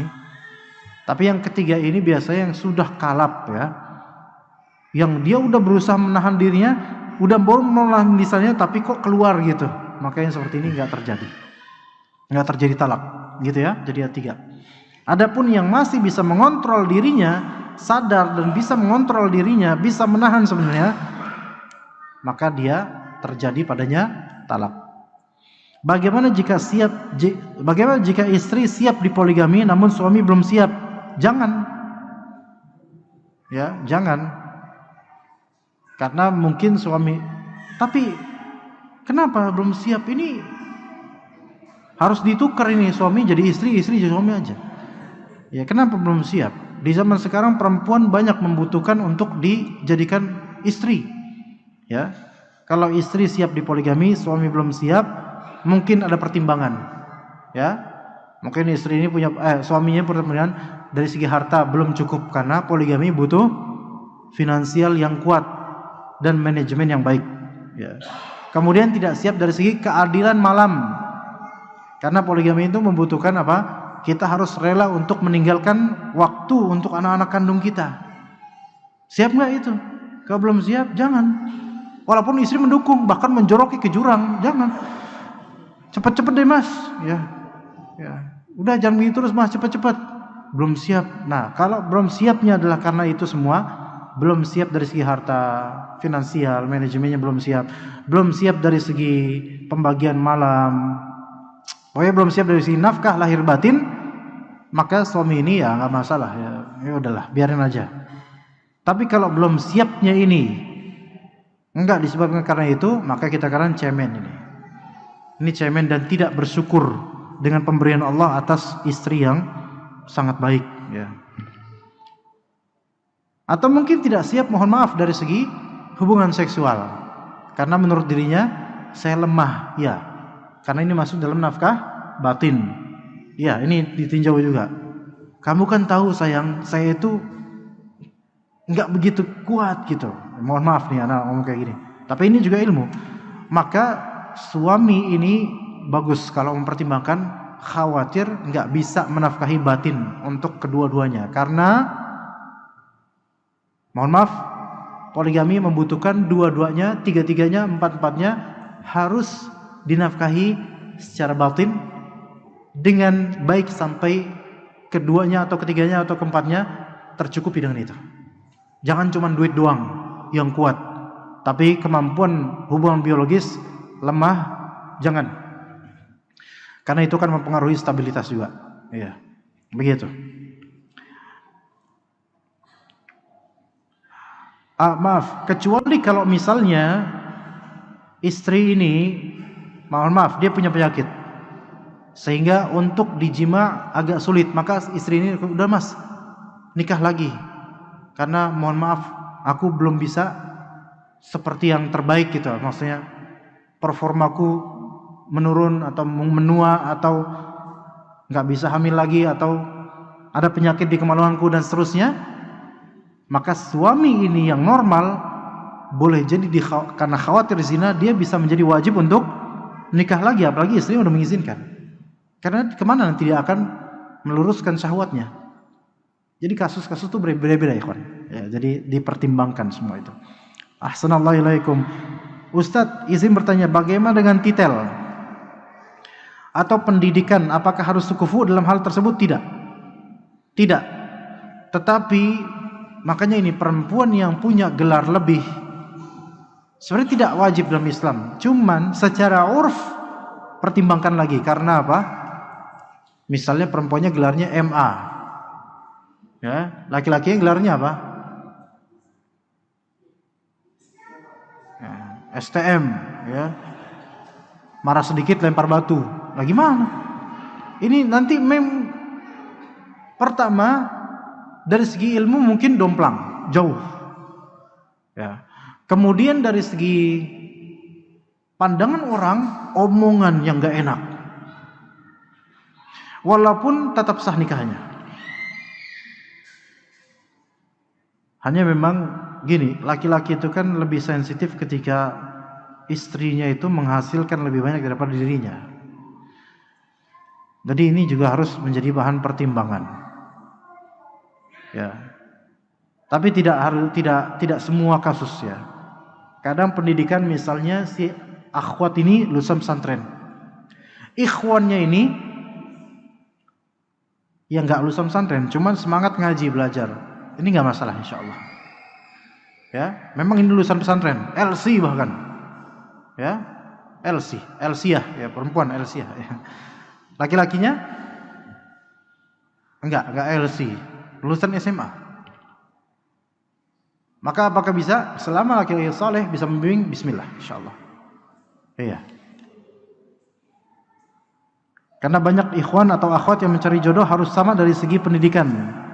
Misal S1 mencari akhwat yang S1 juga. Ikhwan S1 mencari akhwat yang S1 juga. Fadl, enggak mau yang SMA, fadl. Tafadhol. Itu terserah mereka. Cuman sekali lagi, S1 atau bukan barometer kok untuk jodoh sama sekali. Iya. Anak punya 2. Yang pertama S1, yang kedua SMA. Zen semuanya. Enak. Iya. Maksudnya enak. Pertama S1, sama-sama perempuan. Enggak karena perempuan ini S1 kemudian Masya Allah, enggak ini karena SMA kemudian la haula wala quwwata billah. Sama-sama dia perempuan yang solehah. Dan Anda membuktikan, makanya Anda bisa berani ngomong karena Anda membuktikan. Ibrahnya bukan di S1. Berapa ikhwan yang cari jodoh misalnya harus sama dari pendidikan? Enggak ikhwan. Ibu anak SMA, lulusan SMA. Abi anak punya adik-adik banyak ya. Dan istri-istri mereka semua S1 semua. Bahkan ada yang melanjutkan S2 kayaknya. S1 semua. Pada udah tua-tua tuh ya. Wah, pada kerja di sana sini kerja. Dan dulunya kemudian terjadi kesenjangan karena ibu anak lulusan SMA saja. Ya, udah gitu SMA zaman dulu lagi karena SMA zaman dulu kan tua-tua ya. Yang lain S1. Tapi karena ibu ana dari segi tarbiyah lebih baik dan lebih mau ke agama, bisa dilihat hasil-hasilnya sekarang. Kalau antum melihat saudara-saudara ana. Jauh beda dengan tarbiyah dari para S1, ummahat S1 ini. Yang mereka sibuk dengan pekerjaannya, anaknya dititipkan ke babysitter. Atau semisalnya. Lihat sendiri hasil. Walaupun dulu dibully karena gak punya gelar, hasil lihat. Sekarang S1 buat apa ikhwan? Untuk perempuan S1 buat apa? Wahai suami, yang ujung-ujung kan ini nanti akan apa? Punya anak, nyusuin anak, pelihara anak. Apakah karena dia S1 kemudian susunya lebih berkualitas daripada yang lain? Apakah kalau dia S1 kemudian gak bakal disesar? Normal pastinya. Apakah enggak, bukan itu ibrahnya. Apakah ketika S1 tarbiyah lebih bagus? Belum tentu. Maka diharapkan ikhwan, ini akhwat ini kan enggak semuanya S1. Walaupun boleh, tapi jangan patok di situ deh. Apalagi standarnya enggak, jangan S1, S2 ya. Atau standarnya saya pengen akhwat yang LC. Ya, enggak mesti. ya. Tidak mau yang SMA. Begitu juga sebaliknya, akhwat S1 tidak mau dengan ikhwan lulusan SMA. Kalau ini mungkin, ya, karena itu akan jadi bahan omongan keluarga nanti. Mungkin, ya, mungkin. Ada pertimbangan mungkin. Tapi tidak lazim. Tapi tetap tidak lazim. Ikhwan yang bertanggung jawab, lulusan SMA lah dia. Kalau dia kaya, ya, insya Allah dapat perempuan mana aja, insya Allah bisa. Namun kaya tapi. Ana sekarang S berapa ikhwan? Ana nggak ada SS-an, nggak ada. Iya, bahkan udah 4 hari Ana nggak minum es. Ya, Ana nggak SS-an. Ana emang LC betul, LC resmi LC. Namun sejak 2013 Desember lulus atau 2014 Januari lulus sampai sekarang Agustus 2022 Ana tidak mengambil ijazah S1. Kalau antum bilang Ana S1, iya secara formalitas iya. Secara ijazah Ana enggak ngambil. Sampai sekarang Ana enggak ngambil. Makanya Ustaz kenapa enggak nulisin S2? Emang Ana enggak rencana nulisin S2. Ana mau jadi pedagang aja lebih baik. Iya. Boleh dikatakan Ana lulusan mana? SMA. Ana lulusan SMA. Di antara antum mungkin ada yang lulusan S2. Tapi antum gak jadi ustad, Ana jadi ustad. Ayo, maaf. Ana lulusan SMA. Lulusan Al-Irsyad, sekolah Al-Irsyad, pesantren. Bukan ibrahnya di situ. Karena betapa banyaknya S1 enggak ada faedah ilmunya. Setelah lulus dia kerja di bidang yang bukan bidang S1-nya. Terus buat apa S1-nya? Buat apa S1-nya? Iya. Tim kameramen Ana enggak tahu, Ana juga enggak tahu mereka lulus SD apa enggak tahu Ana. SMA mungkin. Pasti enggak S1. Bukan. Tapi beliau-beliau ini video kita udah ribuan berkarya dan juga telah disaksikan oleh banyak ratusan ribu orang. Dari hasil video ini beliau lah jasa beliau. Kalau kita cari pahala, ini bukan ibrah.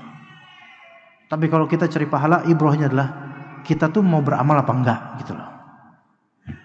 Maka anjurkan ikhwah sekalian, S1, SMA, S2 ini untuk zaman sekarang enggak mesti. Ya. Semoga Allah Ta'ala jodohkan ikhwan-ikhwan kita pada yang terbaik dan akhwat-akhwat kita pada yang terbaik. Mau S berapa itu, ya semua yang terbaik insyaallah taala. Ya mungkin sekian dari ana.